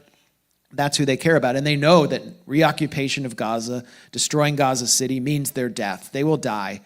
Orit Strzok, who's a member of the Netanyahu's coalition, a settler, very fascistic settler, has said, we need to stop caring about the hostages and move on to total victory. Like, they're openly saying it now. So this protest takes place. That's a huge protest. We don't see any protests like that in the US. I mean, if you consider that there are about 6 or 7 million Jewish Israelis and that proportion of their population protested, it's huge. But that's pretty much all that's left of that part of the society that represents sort of the legacy of labor Zionism. They are defeated. And the future is right-wing messianism. I don't even know if I could call it right-wing. It's messianic, fascist. Centrism, Israeli centrism. It's the fascist center. And so naturally they are the happiest people. They're actually much happier than like MAGA or Trumpers, because there's no DEI going on college campuses or like some ad campaign. There's not going to be like something they can get mad about, like a trans person in a Bud Light commercial. It would be like a Palestinian in a, I don't know, Taipei commercial. I don't know what they would have, but there's no cultural phenomenon for them to get upset about in Israel. They have hegemony over the culture there as well, unlike MAGA in this country. And the idea of, it's a great idea, it's a nice idea that Netanyahu doesn't represent the people, and to the extent that he doesn't represent them, it's because they're to the right of him. That's an idea that I think exists. Israel is a lot, so Chaim Bershit-Zabner, the anti-Zionist Holocaust son of survivors who I talked about earlier, he says that this is the most democratic genocide in history. because unlike in Germany, I mean, it's like unanimous support. You won't get killed if you oppose it the way you would in Nazi Germany. And yet those people who are opposing the genocide, I'm not talking about people who want a ceasefire because they want to save the lives of Jewish hostages, but people who actually are opposing what's being done to Gaza is a teeny minority. So we have to get over this idea that it's just Netanyahu. I mean, liberal Zionists say this all the time. It's like, it's not the Israelis. Israelis hate Netanyahu. It's like, to the extent that they hate him, they don't hate him because they like Palestinians. You know, there are all these polls that I have on here that I won't spend too much time, but, you know, it's a teeny minority that opposes the amount of force that Netanyahu is using. 82% of Israelis support ethnic cleansing of Palestinians from Gaza. 56% support expelling Palestinians with Israeli citizenship, the so-called Israeli Arabs from Israel. 47%, I guess this is low, agreed to the statement, when conquering an enemy city, the Israeli Defense Force should act as the Israelites did in Jericho under Joshua's command, killing all its inhabitants. So this is the population of Israel. 58% of Jews in Israel aren't concerned about violence against Palestinians in the West Bank. And I do think it's really important to point out that, again, I don't think, we're not motivated by the idea of Jewish safety, but I think it's important, if you're watching this and you're into that, I doubt you're watching this, but whatever. If you are, like, here's the deal. And I think people are realizing this more and more. Like, Israel does not make Jews safe. Israel, and this is not why I speak out about Israel. It's not because I'm concerned with Jewish safety. I speak out against it because it's committing crimes against humanity. It's doing it in allegedly our name. But the irony is, for all these people who are so pro-Israel because they think it keeps Jews safe, Israel is undoubtedly putting Jews in danger. They are, I mean, look, October 7th happened in Israel. It didn't happen anywhere else. You don't make Jews safe when you live stream a genocide and say it's in the name of Jews. And also, I mean, it's not just like, you know, there's the banality of evil concept. This is like the celebration of evil. There's no hiding it. There's no like making an antiseptic. No, it's not very banal. It's kind of cartoonish. Yeah, yeah. It's like to the point where if you like draw an Israeli minister in Germany, you go to jail for a hate crime. Yeah, exactly. Right. And, or like wearing the No one got that joke. Yeah, I got it. But, he got it too, yeah. Anti-Semite. No, just kidding. But, you know, wearing the lingerie of the women that they're ethnically cleansing and who knows what else they're doing. I mean, it's sick. So people are finally getting to see that Israel is not making Jews safer. So then the next thing is like you were saying, Max, that some Jews without Israel, they just feel like boring white people. But you can be a Jew, and not only can you be, like, not to sound corny, but my Jewish identity, oh my God, cue some music, I don't know, Fiddler on the Roof. My Jewish identity is very much grounded in being an anti-Zionist. Like, there is that whole Jewish tradition that got wiped out for various reasons, but there is a way, you don't have to you don't have to stop being Jewish because you're anti-Zionist. I would argue like that is the way to be Jewish. And there's all these historical precedents for that. But, you know, again, if you care about Jews, you really got to let go of Israel, like cut the cord, because it's not just Netanyahu, as we were just pointing out. This is not like a fringe there. This entire nation, with the exception of a very small minority, is either excited about or tolerant of genocide. That's not like all you liberal Zionists out there. You can't pretend that this is kosher. So you need to let go of it.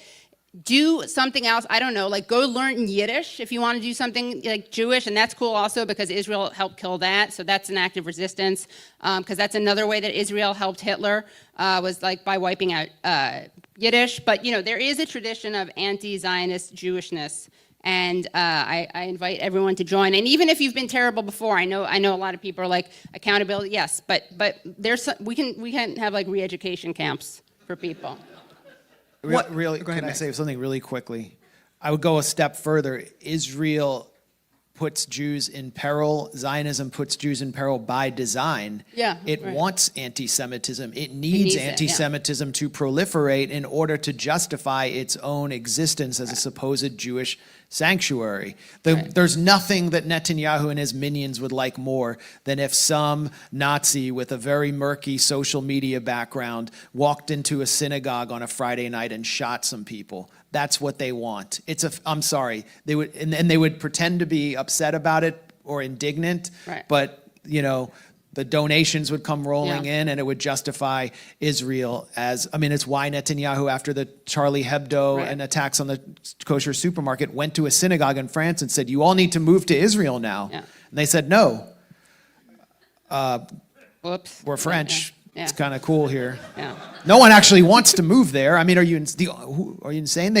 Israel's just announced, it's not a formal announcement, but it filtered out in Israeli media. The Israeli army's facing a manpower problem. The reservists are exhausted, and they need to recruit 600 to 700 soldiers from the Jewish communities of the United States.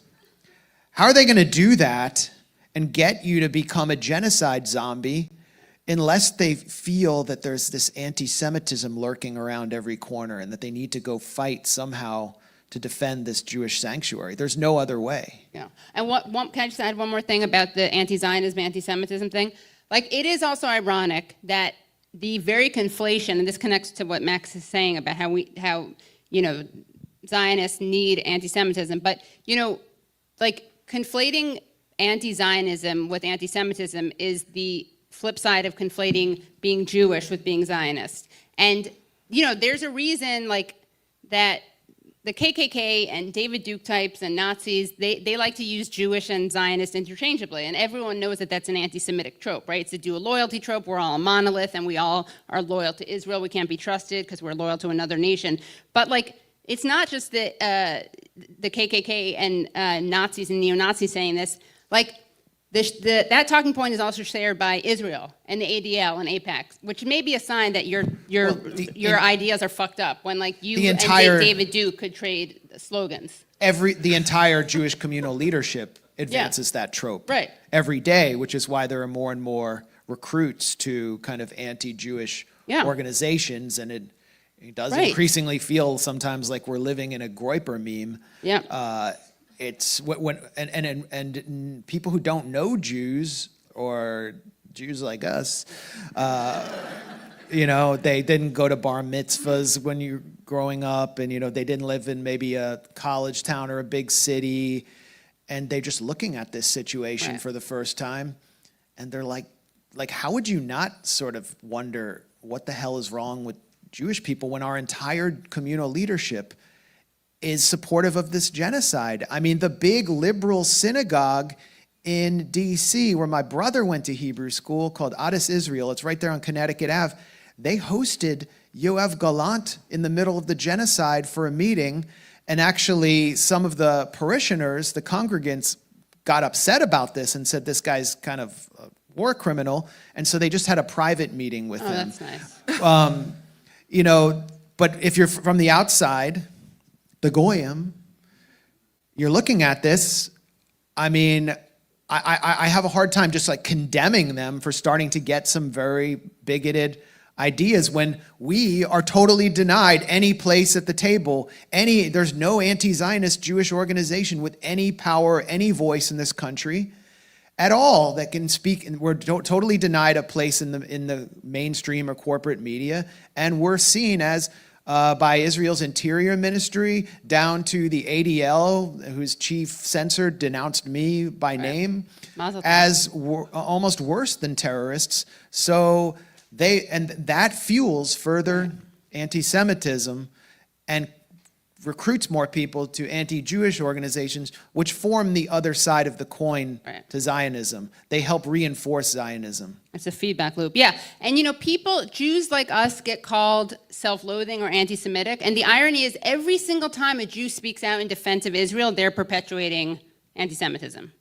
They're the ones doing it. Because everyone sees what Israel's doing. So any evidence that Jews all support Israel is actually harming. And again, that's not the primary motive in speaking out, but I do think it's ironic that the biggest threats to Jewish safety are Israel and Israel's defenders. So, I think it's important to note, too, there are some of us that I would say, I can't believe it's been 2 years, but 2 years ago, that started to explain to people what Israel was trying to do, that they were committing a genocide. Some of us lost friends. And I know, Katie, you mentioned about being blocked on... Talk about that. Yeah. It sounds like you went through something. I did. One of my close friends that I've been friends with for over 10 years, after I said Israel was committing a genocide, decided, yeah, I'm not going to be friends with you anymore. Just like that. Jewish person? No. Oh, thank God. That makes me feel so much better. Yeah. Yeah. So I think there was a lot of, I have not heard from them since, don't want to like dwell on that. But what I'm saying is those of us that came out earlier on, we did take hits, whether it's, people losing like their jobs, whether it's, losing friends, losing family members, et cetera. And I look now and I see that the United Nations is now declaring that there is a famine in Gaza, which is what I think many of us tried to warn people was coming. And so I think we have to get to this point where we talk a little bit about the Gaza Humanitarian Foundation, Katie, and also the videos that some of us have seen where Palestinians were going to seek aid and they were killed by IDF soldiers. There are articles where IDF soldiers have come forward and said that they were told to kill the Palestinians as they come to get aid. And I feel like more people should be covering this. This should be all over corporate media, but it's not getting that type of coverage. And now we have famine in Gaza. Yeah, and also I just want to give you a shout out because it's also harder when you're not Jewish. Like it's one thing to be called a self-loathing Jew or an anti-Semite, but it's even, I think, harder like when you're not Jewish to be called that. So. Well, the Israel lobby has historically destroyed any black public figure who spoke out on this because of the threat they pose. Because once you mobilize the black political establishment, which is just has their own experience with oppression, it's gonna lead to serious problems for the Israel lobby and within the Democratic Party as well. That's why they buy figures like Wesley Bell and Cory Booker and so on, and displace people like Cori Bush. What did they spend, $12 million on her? So. Yeah, I mean, so Max and I have both interviewed Anthony Aguilar. I don't know, have you had him on? And have you had Anthony Not Aguilar? yet. Okay, we'll connect you. We'll You'll like, work on that. Yeah, we'll do that. And he, of course, is the Green Beret who was one of the whistleblowers. I think the only whistleblower so far to come forward within, like, not anonymously. And he witnessed the killing of people at the Gaza Humanitarian Foundation. Aaron MATÉ calls it, I think, the Gaza Holocaust Foundation, which is probably one of the most, and this says a lot, but it's probably one of the most disgusting things that we've seen so far, because they've basically replaced actual food aid. They got rid of UNRWA, and they have reduced the number of food distribution sites from 400 to 4. They give people like 15 minutes warning that they're going to open them up. But it's worse than that. It's not just like a fake aid and non-aid, and it doesn't actually make people give people what they need. They are like killing fields. This is why if you follow this stuff, everyone thinks you sound like an anti-Semitic conspiracy theorist, but it's just true. And luckily, these are evangelicals who are involved, so that's great. So we're covered with the anti-Semitic part. But, Anthony Aguilar talks about this and how he witnessed like this adorable boy named Amir, who was a little kid who came to get food, and he didn't have a bag or anything. He was just like collecting his food in his hands, and he thanked Anthony, and he gave him a kiss, and he said thank you to him in English. And then the IDF like opened fire into a crowd and killed people, including this little boy Amir. When he came forward with the story, the Israeli government and he wasn't with Global. He was hired by Global. It wasn't. He worked with the Gaza Humanitarian Foundation, but he was hired by Global Solutions or something. UG Solutions or Yeah. Safe Reach Solutions. UG, yeah. And so they said that, oh no, he was lying, and Amir is totally safe, and they released a photo of Amir, except the kid looks nothing like Amir. And then they actually found Amir's family, and they're like, no, we don't know where he is. He's still missing because he was killed. I think that this has forced the starvation that we're seeing, and oh my gosh, the attempts to, it's almost like a mitzvah, almost what Bari Weiss is doing. Her attempts to defend what Israel is doing by saying, the Free Press is saying this, those kids who have died, they had cerebral palsy. Or my favorite one is they had rickets, right? Because rickets is a disease that you get from malnutrition, so that's great. Another excuse they have is that one of the kids who died had shrapnel in his head from the IDF. So again, you're really making Israel look great. I mean, this shows you how detached and immoral these people are, that they think that they're defending Israel by pointing out that these kids are dying because they're more vulnerable than other kids, which is literally how it works. Like, when you are more medically vulnerable, you die before other ones do. That doesn't mean it's okay to starve them to death. They're like making this weird eugenicist argument, or they're arguing that like you deserve the death penalty if you have cerebral palsy and you're a Palestinian kid. It's so foul. They're And Untermenschen. yeah, they are Untermenschen. And it's actually like, I'm grateful to the people making this argument because they are revealing the true face of what Zionism is right now. And who's manufacturing more anti-Semitism than someone like Bari Weiss, who's trying to justify the killing of every Palestinian child in Gaza? Well, not every. Not every. Only the ones with pre-existing conditions. They're the ones who die first, which is okay. As long as there's a triage system and not everyone dies at the same time, then I guess it's okay. I mean, these are such morally bankrupt, foul ghouls. And I think, though, that people are, Israel has not been able to portray this as a but Hamas, but October 7th response. The starvation thing, they just haven't been able to package it that way, which is why we're finally seeing people say, no, okay, this isn't cool. Like, because they just can't package it as a security issue. I feel like U.S. politicians, they're willing to talk about the starvation a little more than they're willing to talk about the bombs and the killing fields, because they're not directly responsible for allowing aid in, but they are signing all the legislation that's sending the bombs.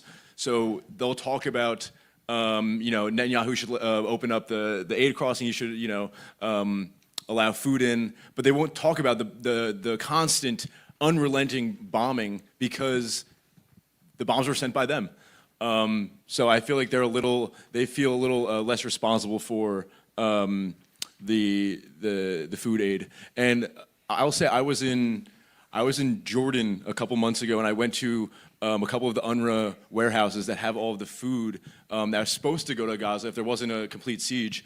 And they're building warehouses to hold more food. They have too much food to even hold. And there was so much propaganda that was manufactured to connect UNRWA to the people who carried out October 7th, and that was all intentional because now you have like food that's good, that's healthy. All these boxes are made by nutritional experts. They know what these people need, and they bring it to the spots that the people are. And when the ceasefire happened, like UNRWA, the first ceasefire, UNRWA sprung into action. They were bringing food into Gaza. Like people were eating, and the ceasefire in like most recently they couldn't bring anything, and instead they had like an Israeli Mossad U.S. funded mercenary group say here's some food and then shoot people, and like it started with the propaganda for UNRWA. Right, and it's also, I mean, one last thing. You understand why the IHRA put so much effort into saying that it's anti-Semitic to compare contemporary Israel policies with the Nazis? Because it's such a natural comparison to make. I'm sorry, it is. Like, that's why they had to make it a really anti-Semitic trope, because what are they doing? They are pretending that they're providing aid, which first made me think of like, here, Jews, why don't you take a shower? But actually, we're gonna kill you in gas chambers.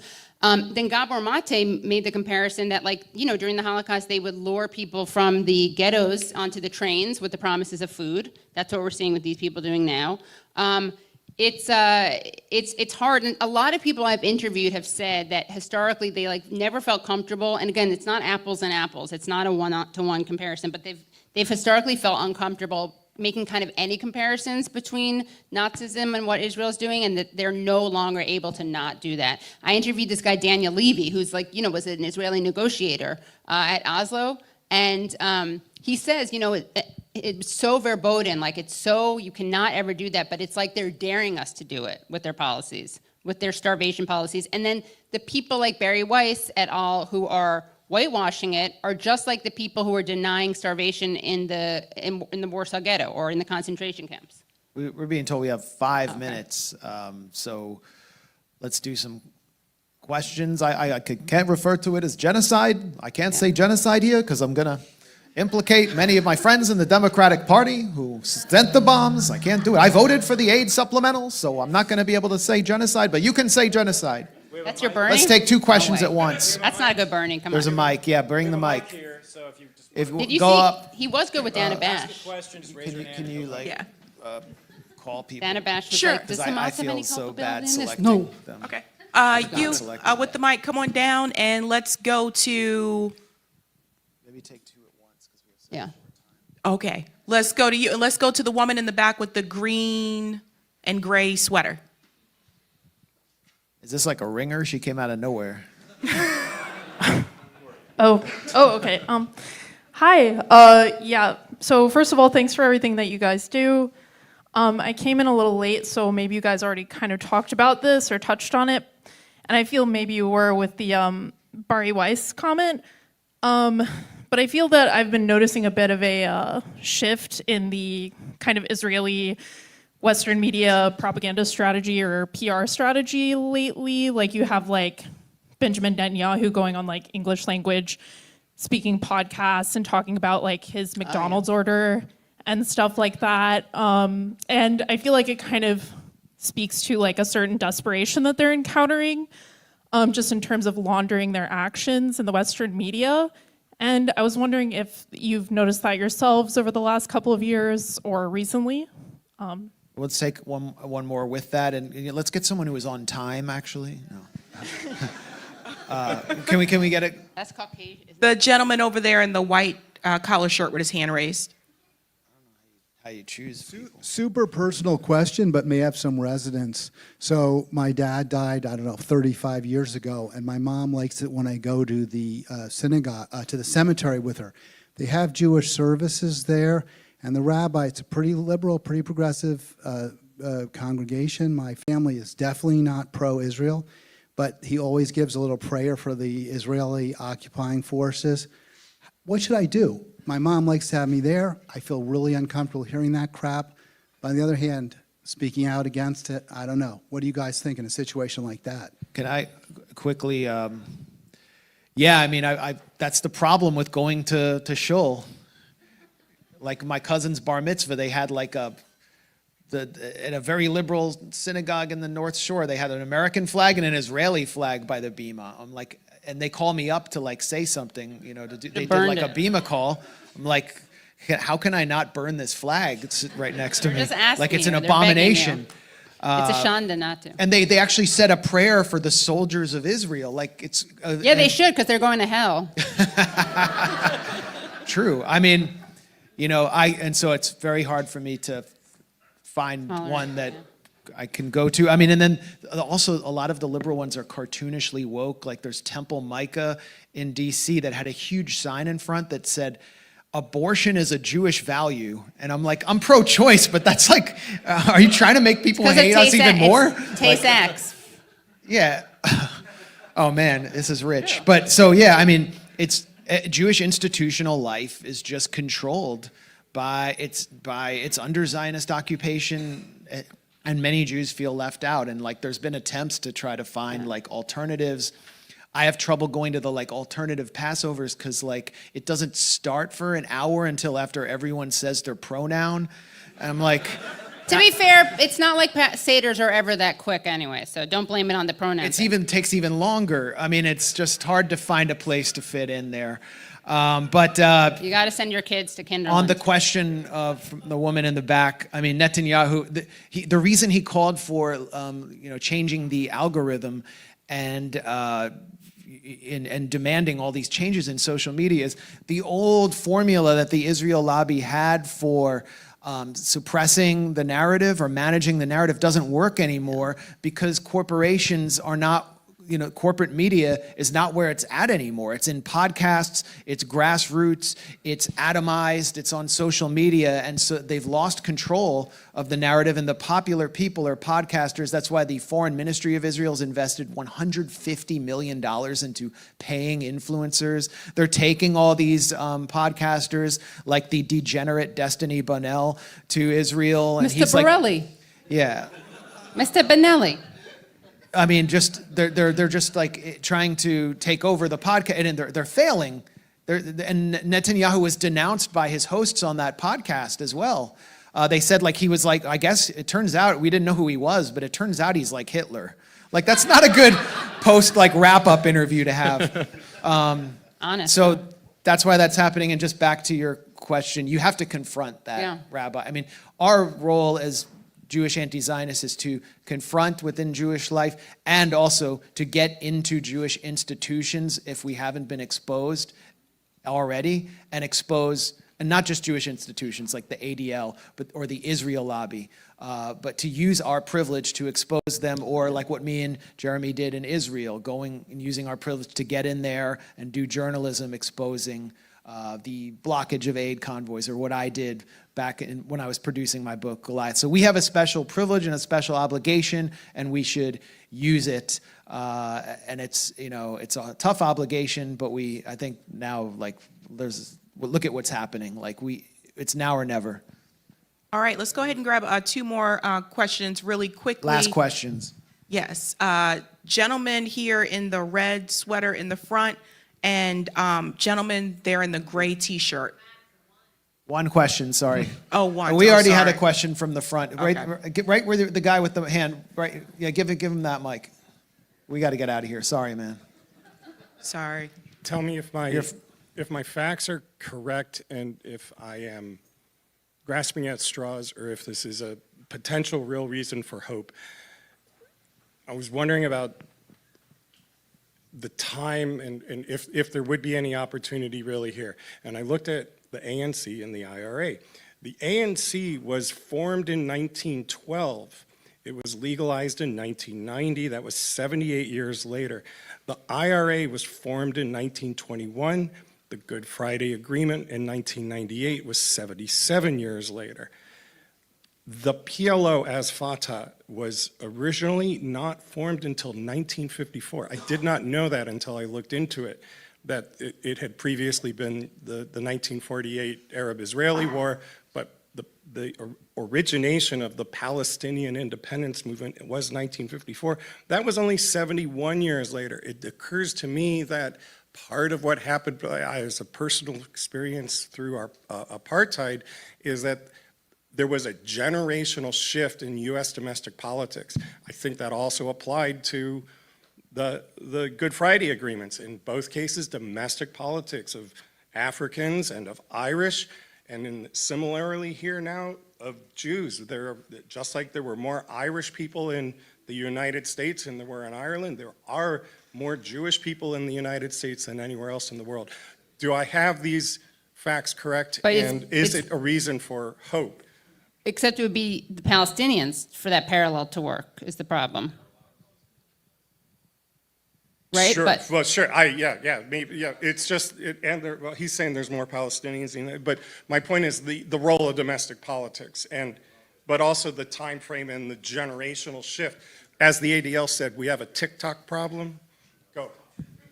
Well, the problem with the parallel too is that there is a generational shift. There's a popular shift now, but when you look at apartheid South Africa, or you look at the Good Friday Agreement, there wasn't the same institutional opposition because there was not really a South African apartheid lobby. It was just like the Republican Party and like some Southern Democrats, and then that folded pretty quickly. The final vote to sanction South Africa was Republican Senator Richard Lugar from Indiana. I mean, I think Bob Dole eventually voted for it. But these people are on the take from a bribery network called AIPAC. So nothing will happen. There will be no change until AIPAC is registered as a foreign agent, which it is, and the Espionage Act investigations begin. But also, on the other, I mean, We gotta just wrap. Sorry, we have to wrap. Our time will come.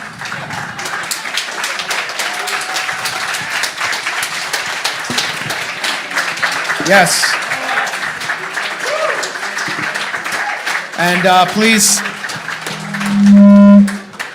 please stay with us. We're going to keep the live stream rolling. We got Judge Napolitano hosting an incredible panel. We got CP in the house, that stands for Christian Parenti. And Yeah. Guy named Aramate. Mate is supposedly in the building. Yes, he is. He's been cited. Thank you to Katie Halper I and just Jeremy wanna- Loffredo. Because this panel was so amazing and it went over, we're going to just postpone the next panel 15 minutes so we can get our speakers up here. So let's reconvene at, what is it, 3:15? So 3:15. 3:15 in here, okay, for the next panel, which is the grand Hey, finale. everyone give SABS a hand for hosting that panel. Yes. Please, where can everyone check out your show?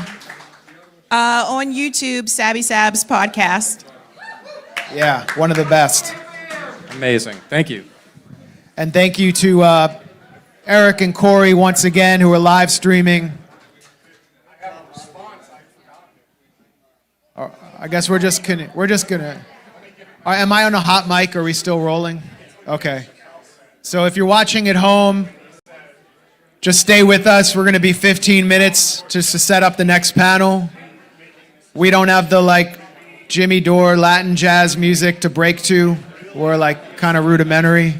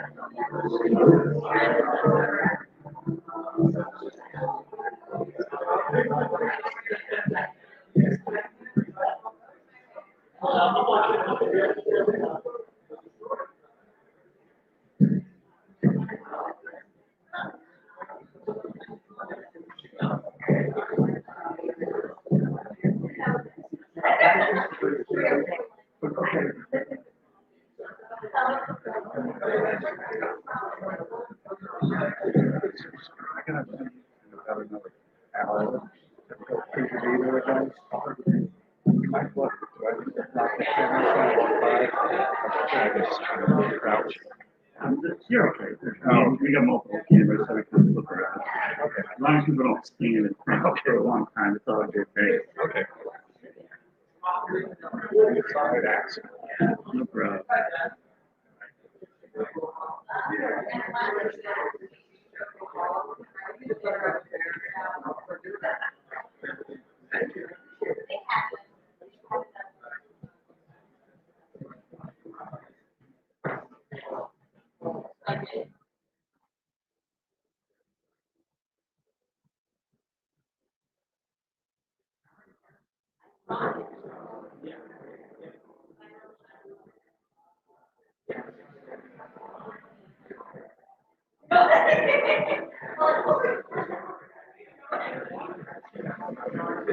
And then everything just like last time, should come in the same.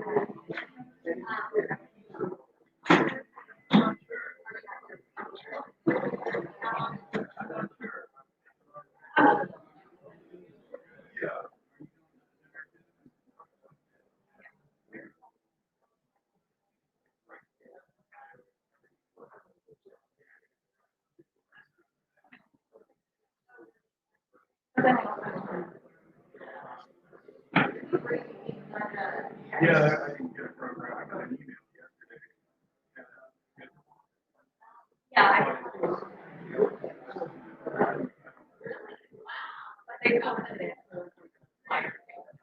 I looked at it.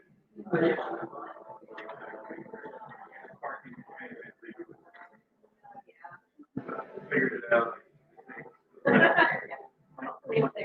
It's still there. Yeah. And then every 3 hours.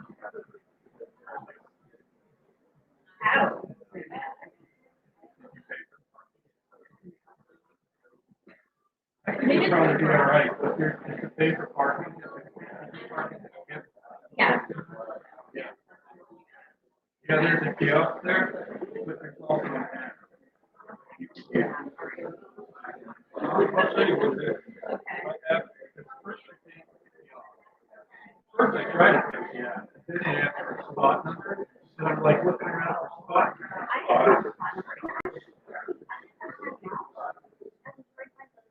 Actually, it's called Card. Card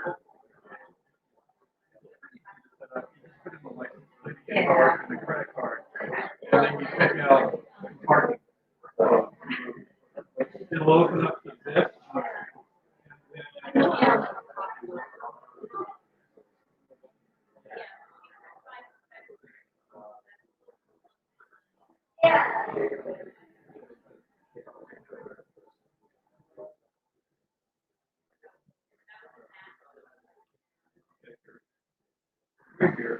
That's the worst part. So you see that whole green dot, the icon? You tap on it. Give you like a 3-hour option. You can only do a max of 3 hours. Yeah. Setting, I think, set up where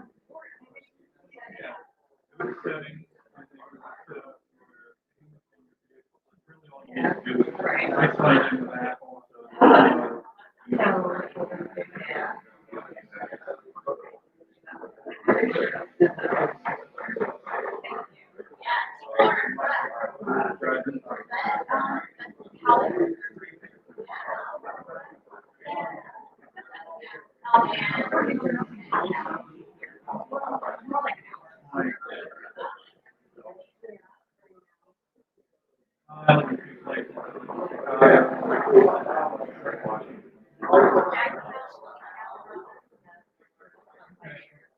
You're way more,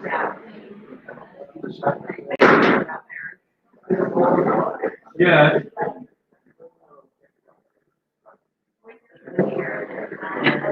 When I moved there, so I lived in Chicago. And actually, no, I'm in Kansas. Yeah. $1,000 a year. Off the top. I couldn't believe it. I paid $600 a year for $600.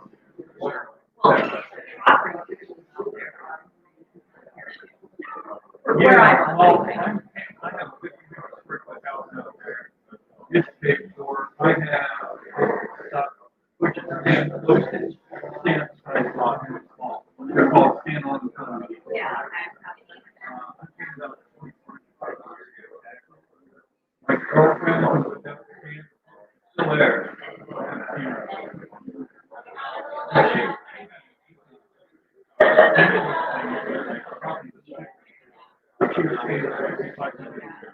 And that was like over.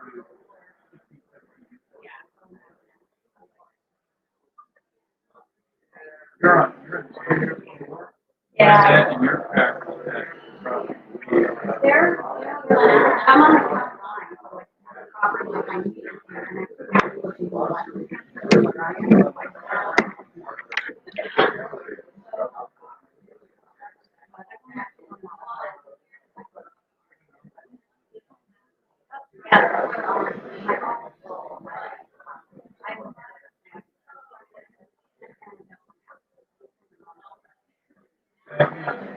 I try to avoid that. When I was a kid, I went from the neighborhood.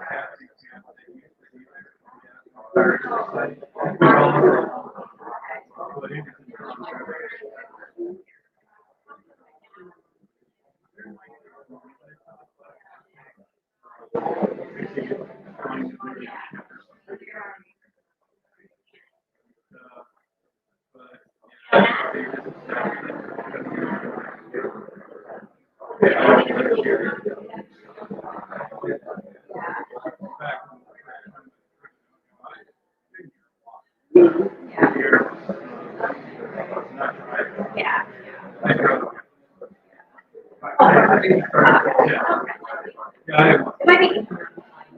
Well, for me, it was because I know I'm everywhere. Because I'm tired of nursing. They were all red. I like that. Yeah, I think so. Yeah.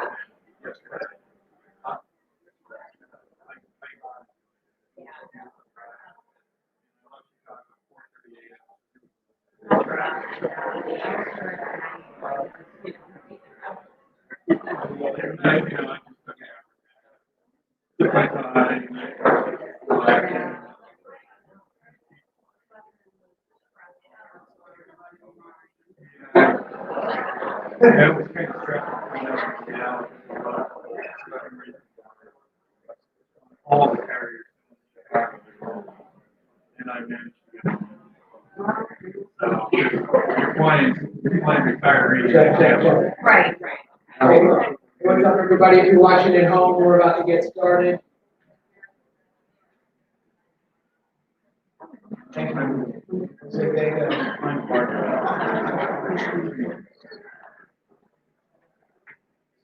Come in, no room. Red room.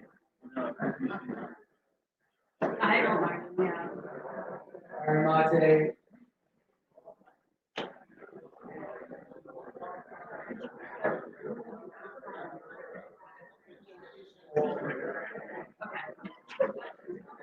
We're about to get started. President Napolitano, Lee, HALPER, waiting on our and our audience, our sellout. Thank you all for being so patient and watching the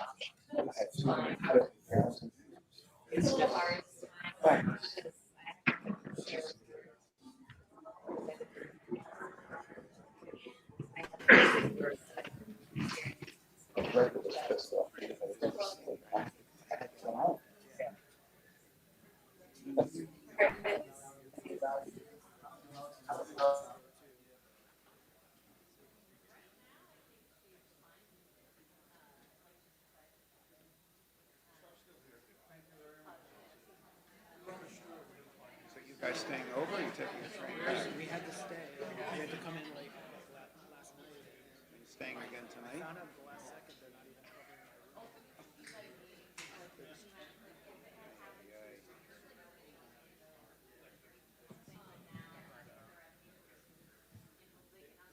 Some sense of right. I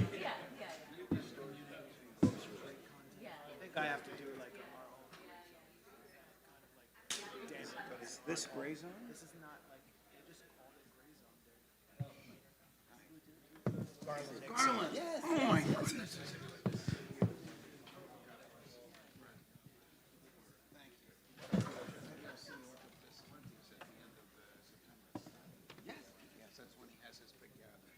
Garland, you want to say some words to our viewers at home? Thanks for watching my YouTube channel. No, thanks for coming.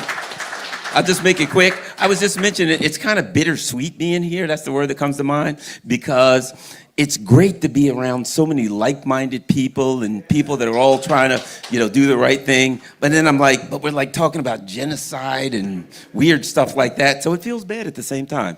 Good work. Thank you. Well, I said, we might not be changing anything by being here, but we are doing group therapy. And no, I mean, it's important to keep talking about this and definitely follow Garland Nixon on YouTube. One of our favorite friends, Judge Napolitano, is here with us. And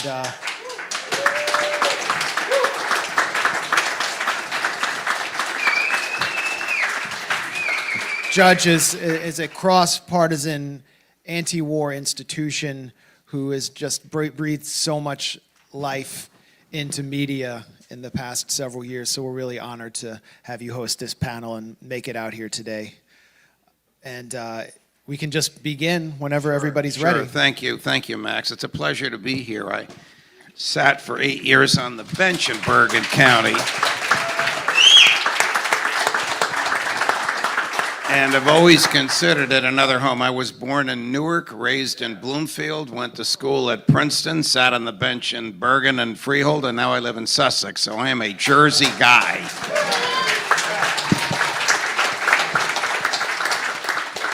I am also an anti-war and anti-empire fanatic. And much of what I have learned is from this man around whom I place my arm, his wife, and the handsome devil sitting next to her. So our topic is the nature and extent of the empire. And the empire today is foreign and domestic. So we're going to integrate the dangers of the foreign empire with the dangers of the domestic empire. I'm going to start by calling on ANYA to talk to us about the nature and extent of the empire, the American empire in Latin America. In the past 3 weeks, the President of the United States has threatened to invade Mexico and Venezuela. What's going on? This is a shame, isn't it, Judge? Because from my view, the most legitimate place for the U.S. to have a strong, positive presence would be the Americas. We should be working closely with Mexico.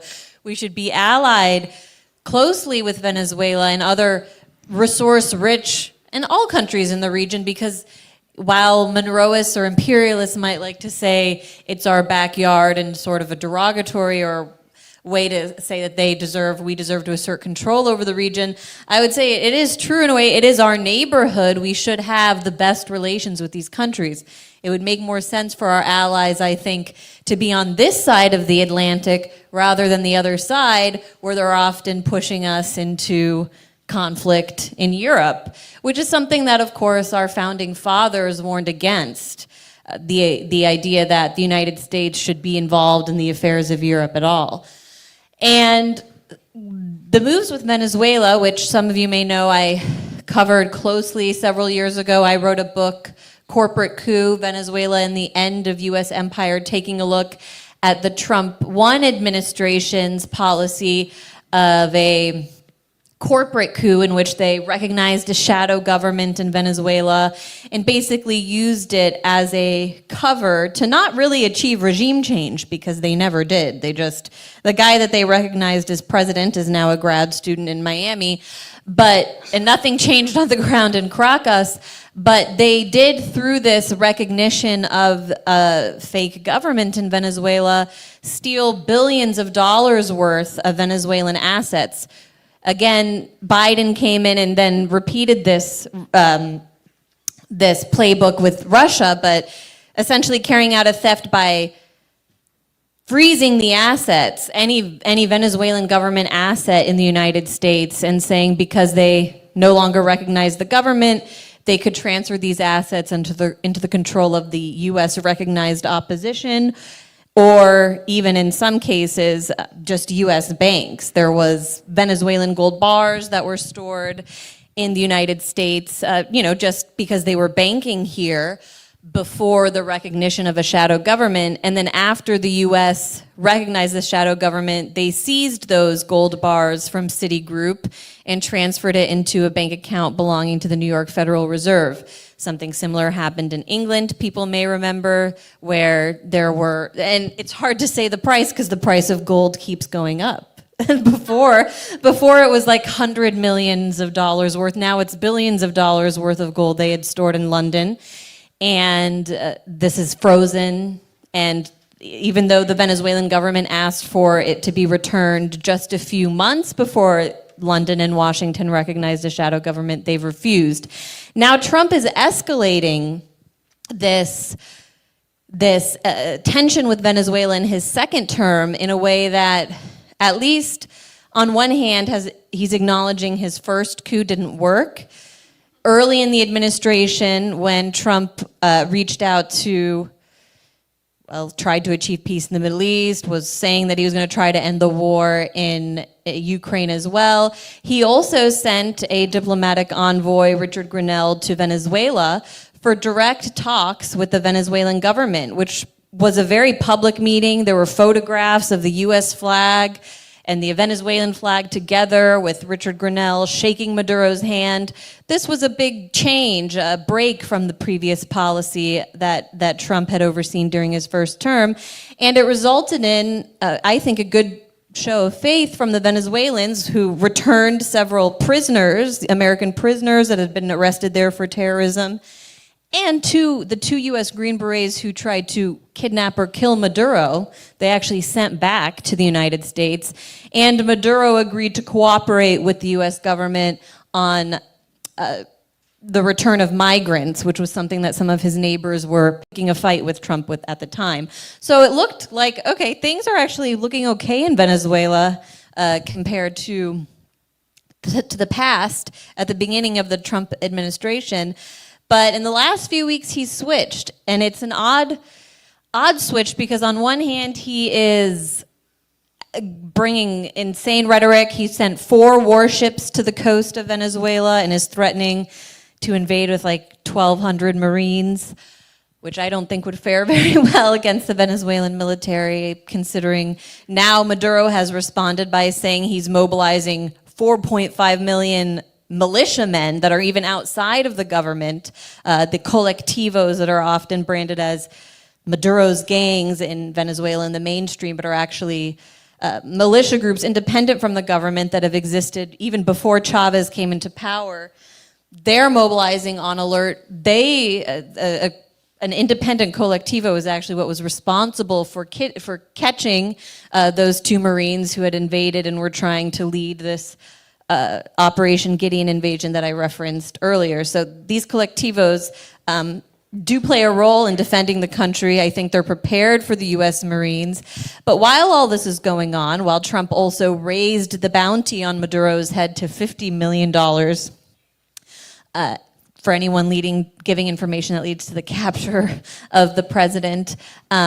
He's taken these extreme steps while at the same time more quietly lifting sanctions, actually, and allowing, reversing a freeze that his administration had put on Chevron, developing and pumping Venezuelan oil and bringing it back to the States.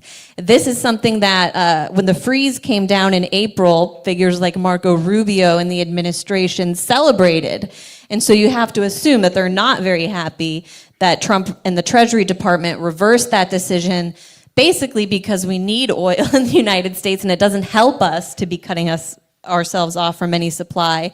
And so I think some of this war theater and bellicose rhetoric is a way to appease Rubio and the more hawkish elements, particularly in Florida, that expect Trump to fully confront Maduro in the most aggressive way. And I'll say, it plays to some degree, Maduro's advantage in Venezuela to have this confrontation with the United States as well, to be marching with Venezuelan troops and they're chanting in the street, "Yankee, we won't be your Vietnam in Latin America." So it's playing to Venezuela as well, and hopefully, I would prefer it if all of this dangerous rhetoric went away, because of course it can light a match and lead to something dangerous. But I would also pay attention to what's happening behind the scenes and hope that more reasonable economic and diplomatic relations can continue, because that is actually, like I say, the more practical position I think the U.S. should take with Venezuela. Christian Parenti is a sociologist and an economist and a professor at John Jay College in New York City. I want you to talk a little bit about the dangers of the empire looking inward, the government's threats to colleges and universities, the government's threats to law schools, Donald Trump's personal efforts to put his own personal cultural stamp on the culture of the country, and then you can veer into your field of economics. What the hell is Hegseth going to do with $1 trillion a year, and how dangerous is that, Professor Parenti? Let me take those in kind of reverse order. I mean, I think one of the key facts in this moment about American empire is the rise of China. And I mean, American global hegemony is at one level over. And if you look at the political economy of China, that becomes absolutely clear. The crucial ingredient in this is rare earth elements, which are used in all sorts of high-tech equipment, from bombers to medical equipment. And in December, China announced export bans of rare earth elements and some metals, gallium and germanium, that are often considered rare earth elements. And China controls 90% of global refining of rare earth elements. There are these rare earth elements all over the globe, but they're really toxic to mine and refine, and they're not all available in, for example, the US. So this is part of why the tariffs on China have been kicked down. There's been 3 extensions of this tariff truce, and now the tariffs will supposedly kick in November. A couple Ford factories had to close down for lack of these. And this is just one element in the whole new equation, which is that China has, by a very different logic, extended its global power in a way that's so different from the US that it's kind of unrecognizable, building trade relations with one country after another. There's the Belt and Road Initiative, which encompasses 60 countries. It ties together in terms of the Mackinder thesis of the Eurasian landmass. The heart of it is this transportation corridor to Europe. I think to some extent that the Ukrainian war is about sort of like lighting that Eurasian landmass on fire at one end to sort of block the Chinese integration with Europe. So all of this means that a war with China over Taiwan, this is an impossibility. The US doesn't have the capacity to get jet fuel out to the Pacific there in sufficient quantities to fight the Chinese Navy. The Chinese now have the largest Navy in the world. They have they're using these high-tech drones that can launch off, unlike manned fighter aircraft, don't need to be on aircraft carriers, they can launch off of smaller vehicles, ships. So this is a fundamental fact, and I think there's a kind of unreality around the discussion of American empire that is setting in here. And so what will Pete Hegseth do with $1 trillion?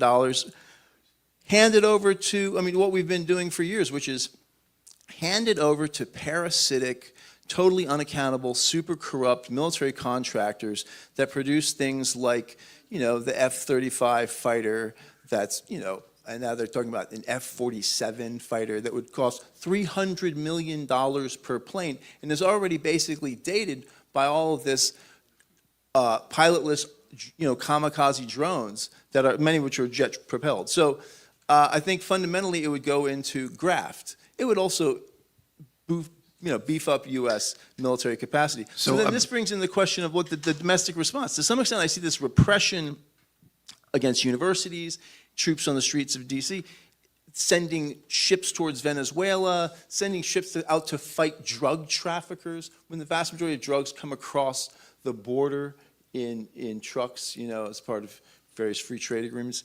I see this as, to some extent, just sort of theater, dangerous theater. You know, I mean, it's really, really dangerous. 2 months ago, the Secretary of Defense stood in Japan and shook his fist at China and almost threatened them to try and take over Taiwan. Does he not know that it would be impossible for the American military to resist the Chinese mainland forces in Taiwan? I don't know what Pete Hegseth knows, but there are people in the upper echelons of the defense establishment that publish openly about this. But it's not really discussed. It's not part of the national discussion. You see it also in the newspapers, right? You see the truth of the matter is reported in the Wall Street Journal and the Post and wherever, but then there's no recognition of the reporting about, oh, China just, you know, cut off crucial rare earth elements that are needed in all of this high-tech weaponry, all this high-tech stuff, and we don't have any other source for it. And then you wait, well, what are the pundits going to say? What does the opinion page say? Nothing. And that's just like off on this other realm. So the defense establishment does know, but does the theatrical leadership class take this on board? It doesn't seem that they do. And also in terms of the repression of universities, I mean, this is just doing the bidding of Israel. It's also about, obviously, about some more kind of theater, and these are seen as bastions of liberal democratic power, and so go after those as part of payback. It seems like that's what Trump is doing, is going for payback. And I should say, John Jay, the economics program is being investigated, or our chair is being investigated, because we co-signed, we sponsored a student group that showed a documentary about Israel. And so CUNY then hires... And for that, who's investigating John Jay for that? What government is doing this investigation? The administration hires a high-paid firm to investigate the department, And they're telling us that, like, criticizing Israel is against CUNY policy. And which CUNY is absurd. owned by the government, is owned by the state Yes, of City New York. University of New York, yep. Wow. All right, Aaron.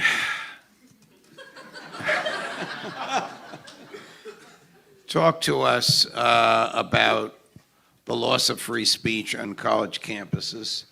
Talk to us about the dangers of 850 military installations around the country, and talk to us about the wars that Donald Trump is continuing: Yemen, Syria, Gaza, Ukraine.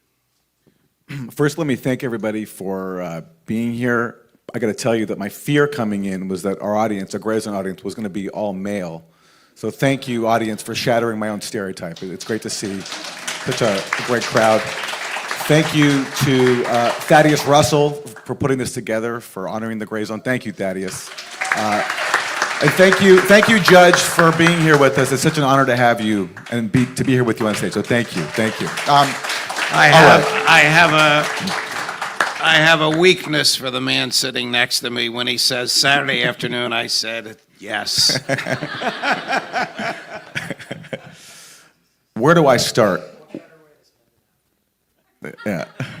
Well, look, Judge, I can't give you a full answer to, because your question is very vast. But let me just focus on. Go with your heart. Yeah. Let me focus. You know, the last panel was on the genocide in Gaza, so let me address the proxy war in Ukraine, where there's at least maybe some inkling of some interest in shutting that down. Is Trump any closer to doing that? Well, the one thing that he did do after the latest round of talks with his Russian and Ukrainian and European counterparts is he did actually change his own position. He was insisting that Russia agree to a ceasefire, and if not, it would face new punishing sanctions. And right after meeting with Vladimir Putin, he dropped that demand. And, you know, the Russiagate conspiracy brain would say that's because Trump is beholden to Putin. But the real reality is that I'm sure Russia told Trump and his administration officials what the reality on the battlefield is. And Russia is in no interest in freezing a conflict that it's winning, albeit very slowly. And so Trump, at least coming around to that recognition that his demand was a non-starter, I think that's a small sign of progress. But then the question is, you know, how far is he willing to go? I mean, Russia has some very clear demands. Territorially, I don't know exactly what Russia's, you know, red lines are, what they'll compromise on. But what they won't compromise on are, you know, NATO expansion into Ukraine. And also they won't compromise on this now dominant issue of security guarantees, where Ukraine and Europe is basically saying, okay, we can talk about stopping the war if essentially the US agrees to give us a security guarantee, which essentially means the US going to war on Ukraine's behalf if there's another conflict. And that's a non-starter for Russia. And funnily enough, it's also a non-starter for the US. Back in Istanbul 3 years ago, when there was talk about security guarantees, and Russia and Ukraine were trying to work something out, Ukraine went to the Biden administration and said, you know, will you back us up if we reach this peace deal with Russia? And according to multiple sources, we all know now that Boris Johnson, the Biden administration, told Zelensky not to reach a peace deal. But we also know from one particular source, Alexander Chali, who is a Ukrainian negotiator, he's the one who famously said that we reached a real compromise in Istanbul. He said that the US told him that we won't give you security guarantees as part of any peace deal with Russia, but we'll consider it outside of Russia. So Zelensky took his marching orders, walked away from the peace deal, and then Zelensky came back to the US and UK and said, all right, how about those security guarantees? And the Biden administration said, yeah, no, we're not going to give you that, even though there was no Russia at all in the equation anymore. So the US has consistently rejected giving security guarantees to Ukraine, but somehow still Europe and Zelensky hold on to this fantasy that it's going to happen. And all I see there is just a strategy on their part to prolong the war. And the question for Trump is he willing to clearly get up and say, no security guarantees for Ukraine, no NATO expansion, not just no NATO expansion to Ukraine, but no further NATO expansion, period, eastward, because that's Russia's core demand. Is Trump willing to say that? I don't know. He seems to sometimes have the inclination to, but he has people around him who would consider that to be heretical, to dare to cater to Russian demands. And then also, will Trump go back on his own actions, including tearing up the INF Treaty, which was a really important Cold War pact that he tore up in his first term? Is he willing to go back on that, which Russia also wants to see addressed? But at minimum, we can say on the issue of Ukraine, at least there's some recognition on his part of reality. And there's also a promise on his administration's part. J.D. Vance recently said, we're not in the Ukraine war funding business. And that will be a hard promise even for Trump to break, I think. So this is the one conflict where I think there's some possibility of peace. But everywhere else, I just see bleakness. I just see never-ending. In Palestine, it's hard to even fathom what is coming after all the carnage we've already seen. As the first panel talked about, Max addressed this, Trump has given the green light to the E1 settlement, which is like the last settlement to cut off the West Bank entirely, cut off North West Bank from the South West Bank, cut off East Jerusalem, which is the center of Palestinian life, on top of now the green light to go in and destroy Gaza City, which is one of the few areas of Gaza that have not been completely annihilated. So on Ukraine, I'm seeing some possibility for a resolution. Everywhere else, I'm feeling very bleak. Max, talk to us about the insidious and yet unseen collaboration between the American intelligence community and this mysterious entity called Palantir, about which you have spoken and written. Who the hell are they and what have they done? Well, Palantir is the American intelligence apparatus at this point, and they increasingly are the government. If you look at Peter Thiel's ties to J.D. Vance, Peter Thiel's ties to RFK Jr., what is he? He's just a front man for a guy named Jim O'Neill, I think his name is, who is the former head of Peter Thiel's foundation. He's the number 2 at HHS. Peter Thiel's got apparatchiks in every major cabinet.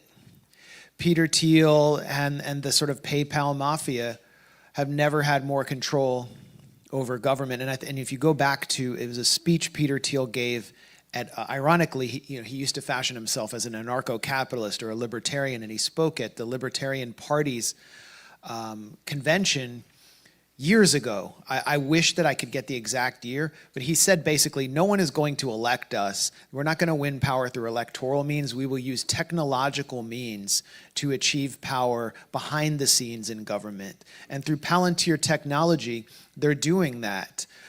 Through Foundry, they are aggregating all of our data and merging it across government, all across government. That's all data that's commercially available, as well as all of the data we give to the government, is all going to be in one place in the hands of Palantir. Palantir also arranges or oversees all targeting for the Pentagon and for most an increasing number of Western militaries through its Maven system. Maven is what the Pentagon uses to kill people around the world. It's a global targeting system, and Palantir's CEO, Alex Karp, says, well, we're killing lots of people around the world, but they're all just terrorists. He's a fanatical Zionist who hates his hippie parents who are from Berkeley, and he is obsessed with cashing in as this wizard of assassination. And where is Palantir providing assistance and where has it established a laboratory for exporting the technology further that it's refining? Gaza. Peter Thiel's proud of assisting the Israeli military through it with its AI gospel system, which produces so many targets it's impossible for any human to vet them, and is a major reason why we've seen so many families disappeared from the civil registry, because they're just being wiped out as they're targeted by an AI system using something called Where's Daddy, which determines when the father of a family will come home, and then they strike him. Palantir's Maven was, I believe, the basis for that.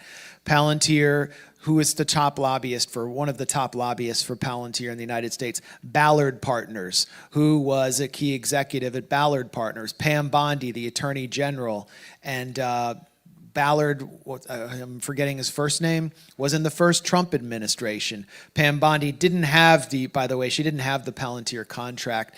Her contract was with Qatar and with Geo Group, the private prison, which is cashing in on Trump's deportation/sadism policy because so many of the migrants are being shoveled into private for-profit prisons. But you get the point. Stephen Miller has 250,000 or more in stock with Palantir. Palantir is like this mafia that runs the Trump administration. But isn't Palantir afraid of you? Didn't they drag you out of some conference for fear that you might expose them and ask questions they didn't want to answer? I've seen that on tape. Well, I mean, they're part of a bigger... I mean, you asked Christian, where does the $1 trillion go? It's going to the AI warlords increasingly, and not just the big five, and Lockheed, the blue chip kind of military industry companies. It's going to these AI warlords who are hucksters, who are afraid of the press, and are trying to sell the U.S. government on their ability to outcompete China, which is the other AI superpower. One of them was Rhombus at this. Anyway, I walk into this conference, the AI Expo in DC. It's really the future of the arms industry, but it's drones and it's AI weapon systems. Run by Eric Schmidt, who oversees the fourth offset for the Pentagon, oversaw that, which is getting the Pentagon on board with investing hundreds of millions, billions of dollars of our money into AI hucksterism. And the first company that you see is Rhombus Power, which is a CIA contractor, contracts with a lot of the intelligence agencies and claims that it can predict conflicts, that it predicted Russia's invasion of Ukraine to the day through AI. It's predictive technology. This is, bunk. I'm just calling BS on their ability to do that, but they're getting so much money. And then you have Palantir putting on presentations right behind Rhombus Power. A journalist from France 24 walks up to try to ask them about their new Foundry contract with the Trump administration, which, as I said, it aggregates all of our personal data and puts it all in one place without any privacy rights for any of us. And she starts getting escorted out by police, by security, and I'm just standing there filming her getting taken out, and they start taking me out too. I convinced them to let me back in, but then later I tried to question the former head of Israel's military intelligence, or Amman, about how he helped set the stage for the genocide in Gaza, and then they finally took me out. But then my direct messages started filling up with angry, very childish messages from the head of Palantir's strategy division, Eliyahu Yunus, who was like, I saw your video, really great Pulitzer Prize winning journalism, bro. Actually, you suck. Actually, you're, and he just wouldn't stop. I'm like, where is this going? Are they gonna get the Maven system on me? Like, should I respond? And I realized they're just thin-skinned, childish individuals who have never been challenged, who are afraid of the media, which means we need to apply more pressure. And just on this question, this whole question, here is something we can do, which we should be doing, which is that all across the country, people are starting to wake up, especially in rural communities, and realize that these data centers are being built in their communities that are taking their water, taking their electricity, and leaving them with nothing. And they're paying off local authorities, and they're having these angry city council meetings and local municipal meetings, and they're not drawing the connection. Many of these data centers are being built by Oracle, which is based in Northern Virginia in what I call the corridor of death. Oracle is run by Larry Ellison, who is one of the biggest arch-Zionist donors in our country. He owns a private island in Hawaii and brings politicians out that he literally owns. He owned Tim Scott, the Republican politician. He was his only donor. And Larry Ellison's son, David, is buying CBS News because they actually got 60 Minutes, which was already like a complete CIA propaganda mill, to censor its own reporting on Gaza, leading staff to quit. They're going to bring in Barry Weiss as their producer. Good Lord. Like a major executive producer of CBS itself. We might as well call CBS ZOG. And she'll bring in her former boss from the New York Times, who now, or from the Wall Street Journal, is now at the New York Times, Bret Stephens. Yeah, Bret Stephens. I mean, who even reads that guy? But the point is, this is a connection that we can draw by showing up at those meetings and drawing the connection between these data centers, the genocide in Gaza, and just the serial waste of our tax dollars, which is all, going to the 0.1%, the AI warlords and hucksters. Anya, what is the reason for the $50 million State Department bounty on Maduro? And won't this just encourage crazy ex-U.S. military to try and harm him in the hopes of grabbing a chunk of that 50 million?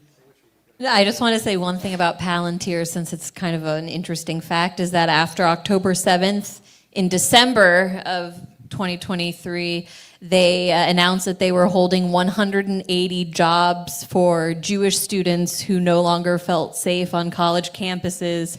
So if they wanted to go start at Palantir, they had the opportunity to do that. That's kind of just an absurd, it's like something that you would think is made up, but it's right there in Barron's as a headline. So DEI. DEI, so Palestinians, DIE. Yeah. Yeah, grim but true. As I mentioned, under the first Trump administration, he did begin this policy of putting a bounty on the sitting head, the sitting president of a country, Nicolas Maduro in Venezuela. Back then, I think it was only 5 million. So they've raised it to 50, and immediately after within a few weeks of the announcement of that bounty, there was this operation, which I mentioned earlier, Operation Gideon, which some people might remember as Bay of Piglets, the Bay of Piglets invasion of Venezuela that occurred in June of 2020 or May of 2020.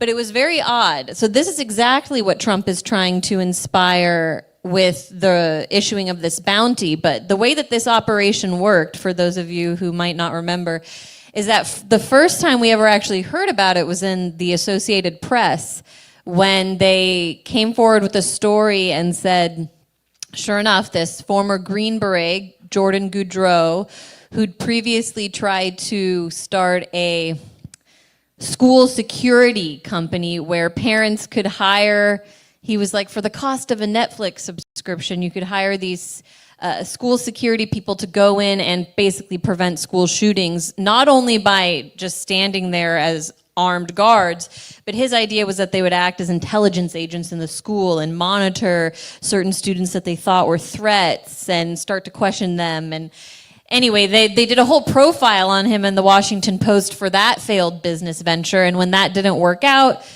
he turned to something else, which was he provided security at the concert that Richard Branson, the British billionaire, had on the border of Venezuela in 2019 when Trump first announced this coup strategy and was attempting to push a bunch of humanitarian aid over the Venezuelan border with U.S. military equipment. This was a dramatic standoff in February of 2019 between the U.S. and Venezuela. So Jordan Goudreau found himself on the border there providing security for this concert that Branson had sponsored as part of the event.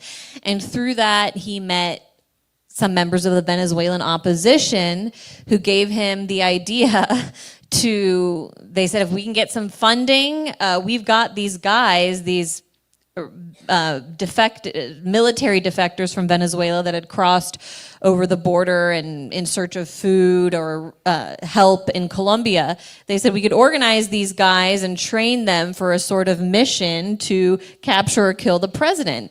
And so for several months they trained, they raised funds through Venezuelan oligarchs and through sources, according to the Venezuelan government, in Miami as well.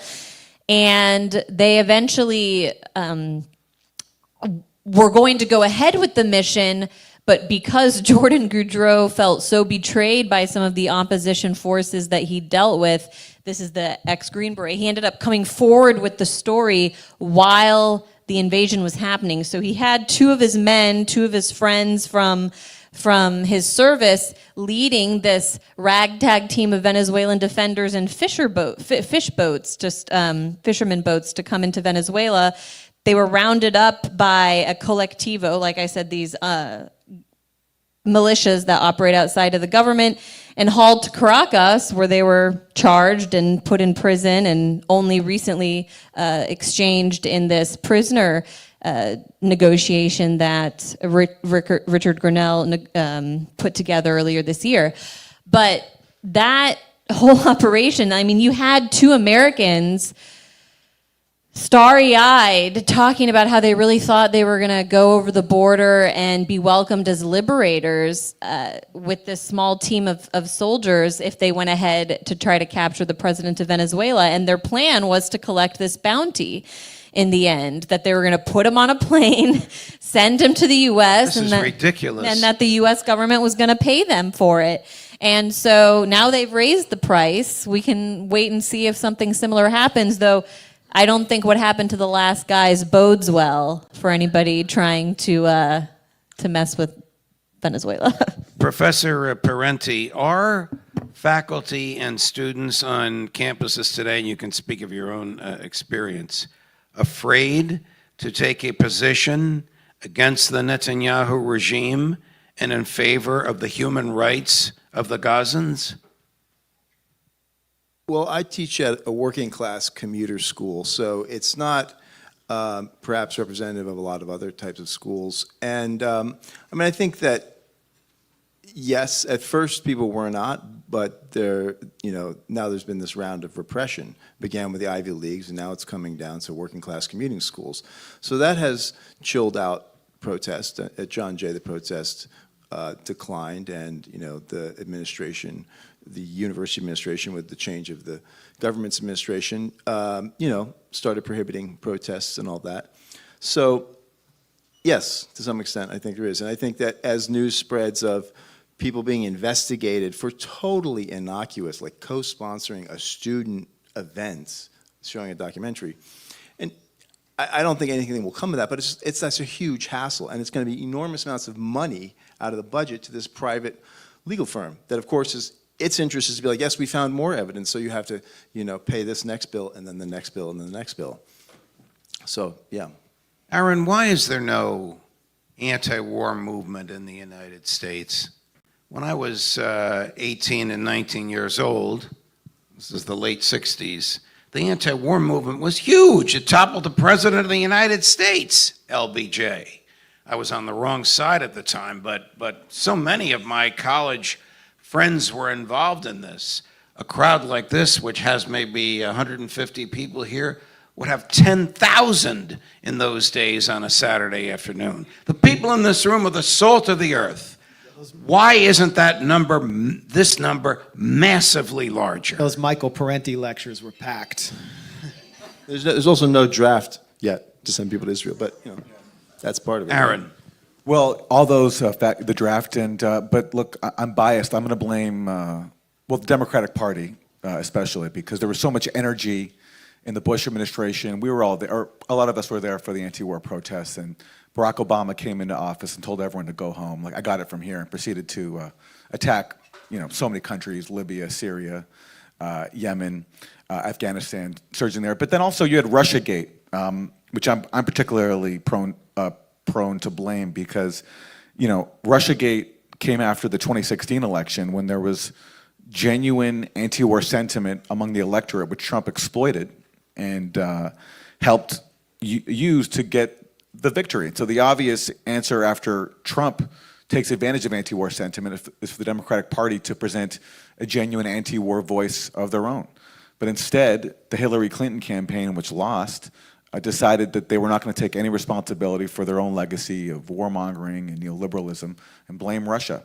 And blaming Russia further cemented inside, the Democratic Party and liberals this idea that, like, standing up for democracy means standing up for NATO, being supportive of proxy wars like in Ukraine, and not being critical of the neoliberals in the Democratic Party who had basically become enmeshed with the neocons. Victoria Nuland, who was a top official in the Obama, Biden years, she also worked for Dick Cheney. And that sort of melding of these two camps, to me, is what has helped kill the anti-war movement. And then you also have this really successful propaganda that has unfortunately duped even some of our colleagues in progressive and adversarial media. The dirty war in Syria, which I came along late to, but Max and others were calling out from the start. That got people who consider themselves on the left cheering for the CIA, essentially, under the guise of supporting democracy and freedom. And the tools used to enforce that line of like smearing people, of canceling people, deplatforming people, that was used including on the left. So you have, I think, people sometimes even good intentions being exploited to lead them into really, really cynical ends. And that to me is, after Syria, after the Ukraine war too, similar kind of division, similar techniques of deplatforming and canceling. That's really divided what's left of the anti-war movement. I think that's really important too, that the subculture of the US left has become rather pathological. The call-out culture, I mean, many of these are legitimate issues, but there's this culture of total intolerance, and organization after organization just spirals down into internal conflict over totally irrelevant stuff, because the basic stuff about, class politics, who produces the wealth, who takes it, what are they doing with our tax money, and anti-imperialist politics about why are they taking our money and destroying these countries, hurting these innocent people. You don't have to understand very much to know that you don't like U.S. foreign policy in this violent form. Those core mass unifying issues have been smothered for decades under this boutique, baroque, university-based, esoteric politics, and that's part. That's Don't part you of think it was by design? I mean, you've had to go outside of the left, the typical left journals, to write about this, but there is a real NGO industrial complex that has enforced this kind of cultural shift away from class politics. Yeah, I'm actually working on a book with a friend, Jason W. Moore, who teaches up at Binghamton. I mean, I think it's definitely deliberate. It begins after World War II. You see it in Europe with the CIA realizing that they can't just liquidate the left. There's a portion of the left that they have to live with, and so they're going to nudge it away from class politics, away from supporting actually existing socialism. Then you get the foundations, the private foundations start getting into funding around the early, mid-50s. Then you get the war on poverty, which is about funding these rebellious social movements, professionalizing them, giving them block grants, pitting them against each other, choosing what themes will be funded. Ford Foundation most famously, like pushing race at the expense of any kind of class unity. On through the 70s and 80s, this pattern is entrenched. And then at the same time, there's, red baiting. There's Taft-Hartley in 46, which this part of Taft-Hartley is overturned, but for about 5 or 6 years, it's illegal for socialists and Marxists and communists to serve as employees or officers of unions. So a whole generation of the best organizers and the most sort of sophisticated intellectual elements in organized labor are driven out of the labor movement. And all of that is set in motion, and it kind of culminates in this moment now. The internet is huge in that, where you can amplify certain messages, turn down other kinds of messages. Right. So that's another Max, part of it. We're being turned down right now. Yeah, I want, before we go to questions from the audience, is there any hope to stop the slaughter and starvation in Gaza, or is it all up to Donald Trump? I wanted to go. We should have done a whole panel on that question. Why is there no anti-war movement? That's such a key question. And it's why. And I think we're seeing a resurgence through the Palestine solidarity movement. And if you talk to some of the younger people there, they're not co-optable. They're done, and they believe in resistance. Like they support resistance, and they're not. You're not. It was forbidden. The triangle, the red triangle, is a symbol of resistance. It started in videos being published by the Al-Qassam brigades, the armed wing of Hamas, on Telegram over the heads of invading, occupying soldiers. And now that's become kind of a symbol of people who support resistance because they understand our government's bought off. We can only protest so much. And the fact is, Israel only understands force. And it's going to take, and it's unfortunate. It's a tragedy I tried to prevent by going out and campaigning for BDS, campaigning for a one-state solution. The genocide will continue for as long as Israel is a self-proclaimed Jewish state, and will continue in various forms. What's happening in the West Bank is a form of genocide. What's happening to the Bedouin in the Negev is a form of genocide. What Israel intends to do in Syria, where it's exploiting the Druze after bringing Al-Qaeda into power, is a form of genocide. It's a genocidal project. And I'm done talking about two-state solution, one-state solution. This project has to be dismantled one way or another. And so we're going to see it be resolved because of our own government being bought off. It's not just a failure, it's a deliberate refusal to do anything and to grant Israel total impunity to do whatever it wants. We're going to see it be resolved militarily. A war will return to Iran in the coming weeks and months. It will almost certainly take place before the midterms, which is where we're going to start to see a change of tone in Congress towards Netanyahu. And Netanyahu has total control over Trump. He has him by the short and curlies. And he's going to exploit that to the maximum to try to draw the U.S. back in, including through boots on the ground. It's going to be a more violent war than before, and the future of the self-proclaimed Jewish state will be decided through this conflict, whether it will be able to continue its genocidal project or it will collapse. So Trump, this is something interesting, just in closing, that I mean, it's not being portrayed properly in the media. Trump has said that he obliterated Iran's nuclear stockpile like 11 times in separate Truth Social posts in the last 2 weeks or so. He keeps using the word obliterated. And he just fired the head of the Defense Intelligence Agency. This is basically like the head of military intelligence in the U.S. Because? It's huge. I mean, this is huge. Why did he fire him? Because he told the said truth. that Trump did not obliterate Iran's nuclear stockpile. Right. So isn't this one of Trump's lies that we should support? Be like, yeah, it's already been done. Exactly. That's where I'm going. The Iran war's done. You're already like 2 steps ahead of me. The reason I think Trump is doing this, although he's manipulating intelligence just as he's manipulating intelligence on Venezuela and Tren de Aragua and the whole cartel thing, is because he's afraid that if this comes out, it will give Netanyahu more leverage to draw the U.S. back in and say, hey, you didn't finish the job and we own you. You got to send the military back in.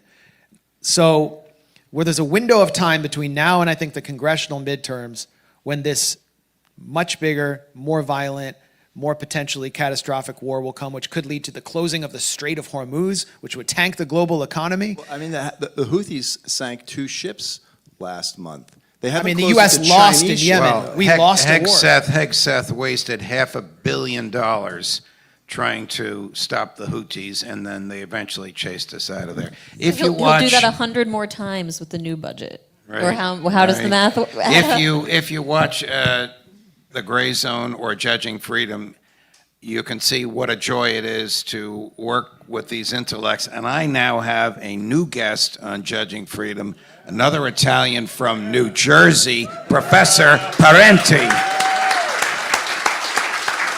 Sounds good. All right, the folks with the microphones, are you ready? Because we're going to go to Q&A from the audience. I need you to come down here. I'm going to start at this level. This gentleman with the baseball cap on, they're coming to you now.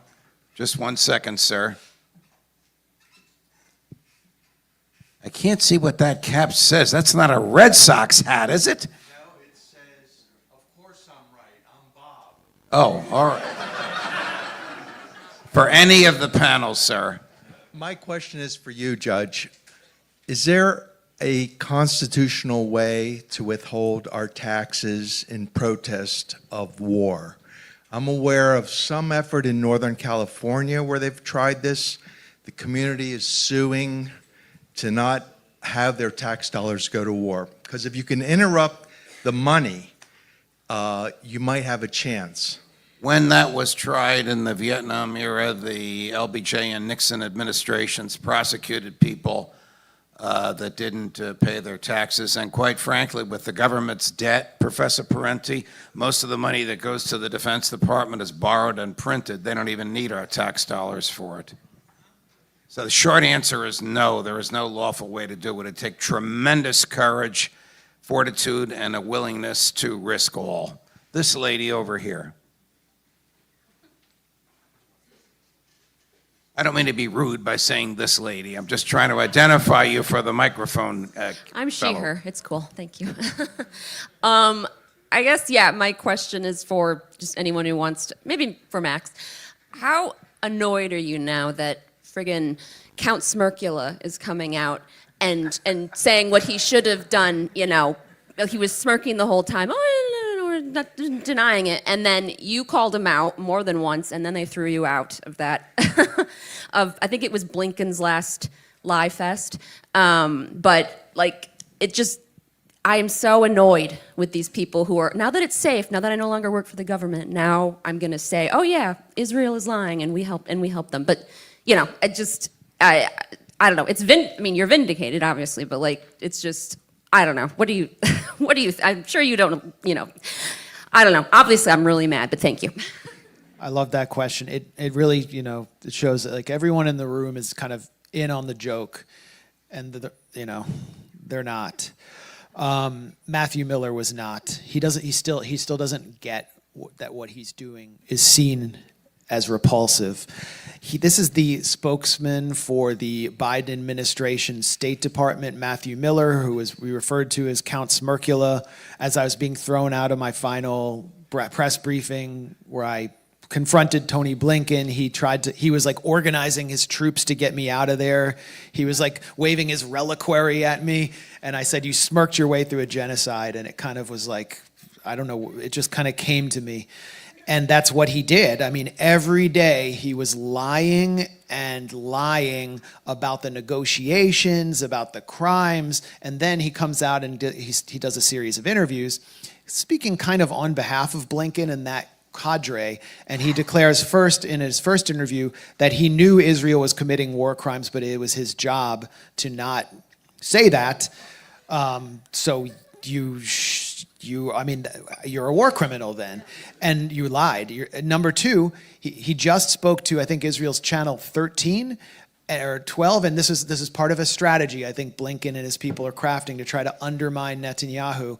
And he said that Netanyahu destroyed every possibility for a ceasefire on 8 separate occasions. He would move the goalposts and make it impossible after Hamas had accepted the deal. But in every meeting I went to and every time I watched him, he was blaming Hamas for everything. And he said in this interview, we couldn't let that out or blame Netanyahu because it would embolden Hamas.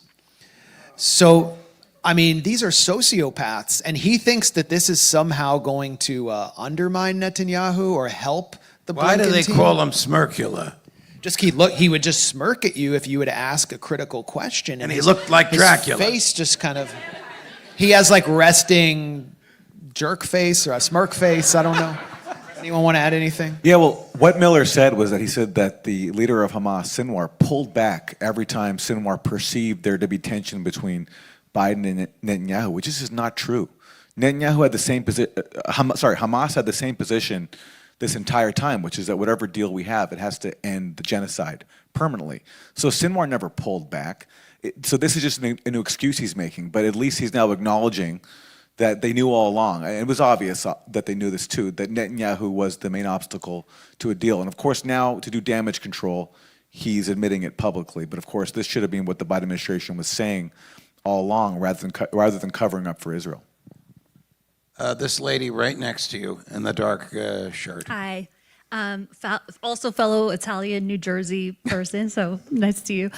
Question for you, Judge. When you think about, I assume you're a boomer. Is that a fair assessment to make? You're asking me my age? I didn't ask your age, your generational identity. I'm far and away the oldest person on this stage. Go ahead. I'm curious if you could tell me a little bit about, as both a participant and observer, kind of being at the peak of empire and now on the way down, what does it feel like? And also what, what observations do you have or learnings for us as we're kind of experiencing that at a macro level? Can I piggyback? I think we're in extremely dangerous times. The freedom of speech is under attack. The freedom to assemble is under attack. The freedom to be yourself is under attack by this administration. There are masked men arresting people without arrest warrants. There are universities being extorted. There are law firms being threatened. And we're still funding 850 military installations around the world. No one human being could justify a dozen of them, much less 850. These are very dangerous and dark times in which we live. And we have a supine Supreme Court that is yet to stand firm on the Bill of Rights. So I don't know where this is going, but I think darkness is on the horizon. I'm sorry to say that, but I believe that to be so, and I've been all over this. You know, I was on the bench here for 8 years. I was at Fox for 25 years. Now I get to say what I truly believe, thanks to the wonderful people on this stage and others who come on to Judging Freedom. You cannot get the truth from mainstream media. Almost everyone has been bought off. You get it from the Grayzone, from Judging Freedom, and from another half dozen or so others, Clayton Morris, Tucker Carlson, and a few others. But you need to learn the truth, but you act on it to your peril in these times. Anya, you had... Oh yeah, I because you earlier mentioned that you were on the wrong side of the anti-war protests in the 60s, I'm wondering if you would tell us what was it? Was there a specific event or anything that brought you to where you are today? So my mother is 99 years old, and she still has a picture of me wearing a T-shirt that says "Bomb Hanoi." That's how off the wall I was. But she will not reveal that picture to anybody while she's still living. I can't even tell you. I guess it was a absurd now, from the viewpoint of history, belief in the domino theory that North Vietnam was evil, and if they took over the South, this is what LBJ and Nixon were arguing, it would somehow spread communism with a capital C around the world, and our liberties would be crushed. Now, of course, Vietnam is one of our best trading partners, and they make some of the finest things that we use here until Trump imposes tariffs on them. Does Trump understand Economics 101, that a tariff is a sales tax that the consumer ultimately pays? Well, no. I mean, yes and no. I mean, tariffs are a legitimate part of industrial policy. The problem with As long as they're enacted by Congress, not by the president. Yeah, I mean, regardless of how they're enacted, you're right, but regardless of how they're enacted, in terms of can you build an economy, transform it, industrialize it with tariffs? That's partly what the U.S. used, starting from Alexander Hamilton on. But there's no industrial policy to go with these tariffs. You know, I mean, it's like Trump is shutting down trade schools. The number one complaint by businesses of any size is finding qualified workers. Trump attacked what few trade school programs we had, in part because a lot of them were DEI themed, and he's like, well, this is a graft for the Democratic Party, blah, blah, blah, blah, blah. And there's nothing to go with it. So I'm not totally opposed to the idea of tariffs, but these are just sort of theater. Trump also shut down foreign students. Aaron, he's imposing a tariff on Brazil because he doesn't like the prosecution of Bolsonaro. Yeah, that's totally. Yeah, but that's in line with U.S. policy. I mean, we impose murderous sanctions on countries we want to overthrow. So, I mean, Trump is just following the trend there because he likes Bolsonaro. But also, I wanted to say, I have nothing to contribute to the topic of tariffs except to say that also by Trump putting Israel first, also now keeping out foreign students around the world, and then so depriving the U.S. of a lot of knowledge, along with, I know you guys talked earlier about shutting down the math school at UCLA, right? Because again, in the interest of Israel first. So that's another area where doing Israel's bidding will seriously adversely impact the U.S. economically. That whole nativist thing is insane from an economic point of view. I mean, native-born Americans, regardless of their culture or the immigration status of their parents or grandparents, are not having enough children. And we've avoided the fate of the EU, which is becoming a geriatric ward, by having a kind of like sadistic but liberal immigration policy. The real immigration policy of the US for the last 40 years is you let immigrants in and then you treat them like shit and you terrorize them once they're here, you know? And so immigrants don't just take jobs, immigrants also create jobs. Immigrants are also consumers, right? Immigrants save, that money has to be invested. So there's a demographic element to economic growth. Whether you're for economic growth or not, leave that aside. But if you start limiting your populations, particularly your population of young, working-age people, that's going to damage the economy. I don't think that Trump or those around him understand that. If I didn't have this microphone in my hand, I would hug you. That is such a terrific and profound statement. Thank you. We have about 5 more minutes for questions. We're working on replacing the immigrants, and we're going to raise our... we're going to raise our son to assemble The gentleman iPhones with and the work in green shirt slaughterhouses. and something, a boa around his neck. It's not a boa, it's a keffiyeh. Does this work? Yes, God This love is you. This is a follow-up on your comment. I was getting optimistic with Max, and this is a question for Max, but then, like George Carlin says, behind every silver lining, there's a dark cloud. You got all, that we're in for some dark times. Now, you said that the anti-war movement is not viable, it's not now, or is it rising? This is for Max. Yeah, you were saying before something about the anti-war movement is not alive now, or?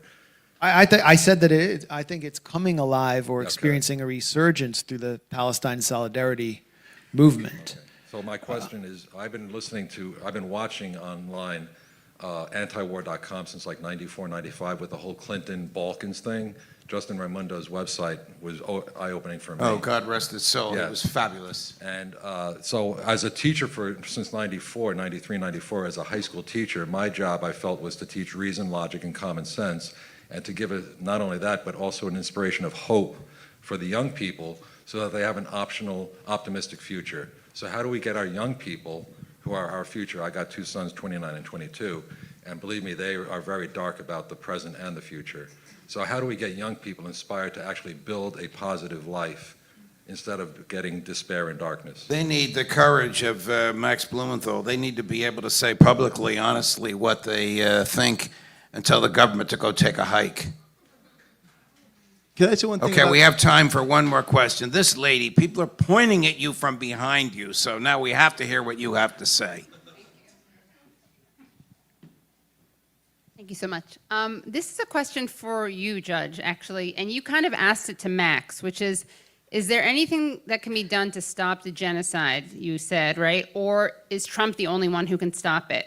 So my question for you is, how can we, not to sound naive or Pollyannish, but given that Trump is not the ideologue or the dyed-in-the-wool Zionist that Biden reminded he was every 5 minutes, what could make him potentially put his foot down? I mean, I joke that like a rumor about Netanyahu, talking about his penis size or something is one of the things that could maybe make Trump angry at him, right? But barring that, maybe we can start a rumor about that, but barring that, what would actually get Trump to stop what Israel's doing?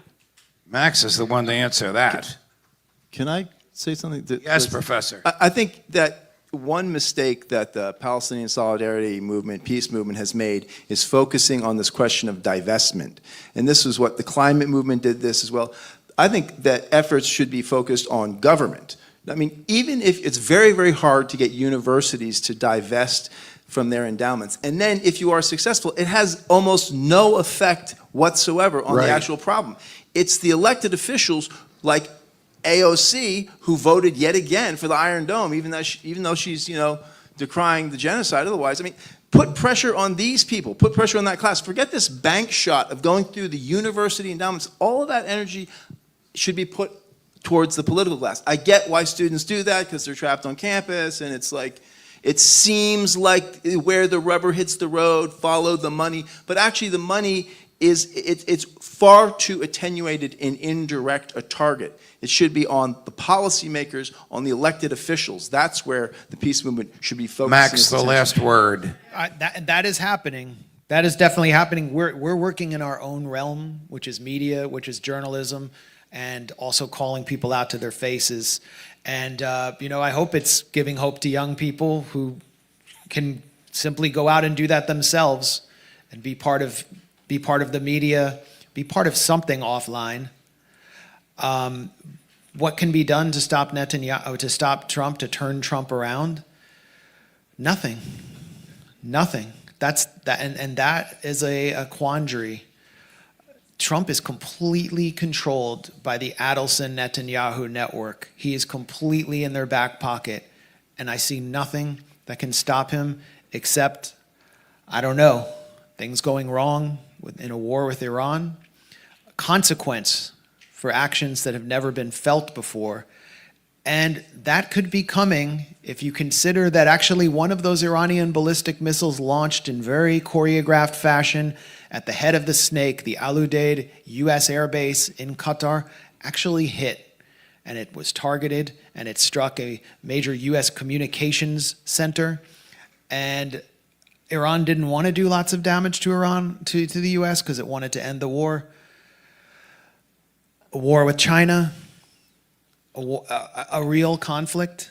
Have we ever seen something in our lifetime? Like, have Americans really experienced war since, I don't know, on their own continent, since the Civil War? Like, what do we even remember about the Civil War? Like some songs by the band, like the night they drove Old Dixie down or something? Like, what lives on in our culture that really...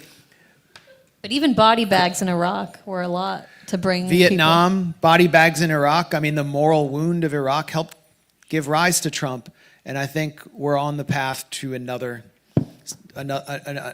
much deeper wound, and it will be because Donald Trump has allowed Israel to set the agenda. Aaron, did you want to say something before we And we're standing by to respond. I mean, I think when that happens, you are the evangelists. People will listen to you in ways they hadn't before, and I think that's the value of having an organization and a community like this. Thank you very much, everybody.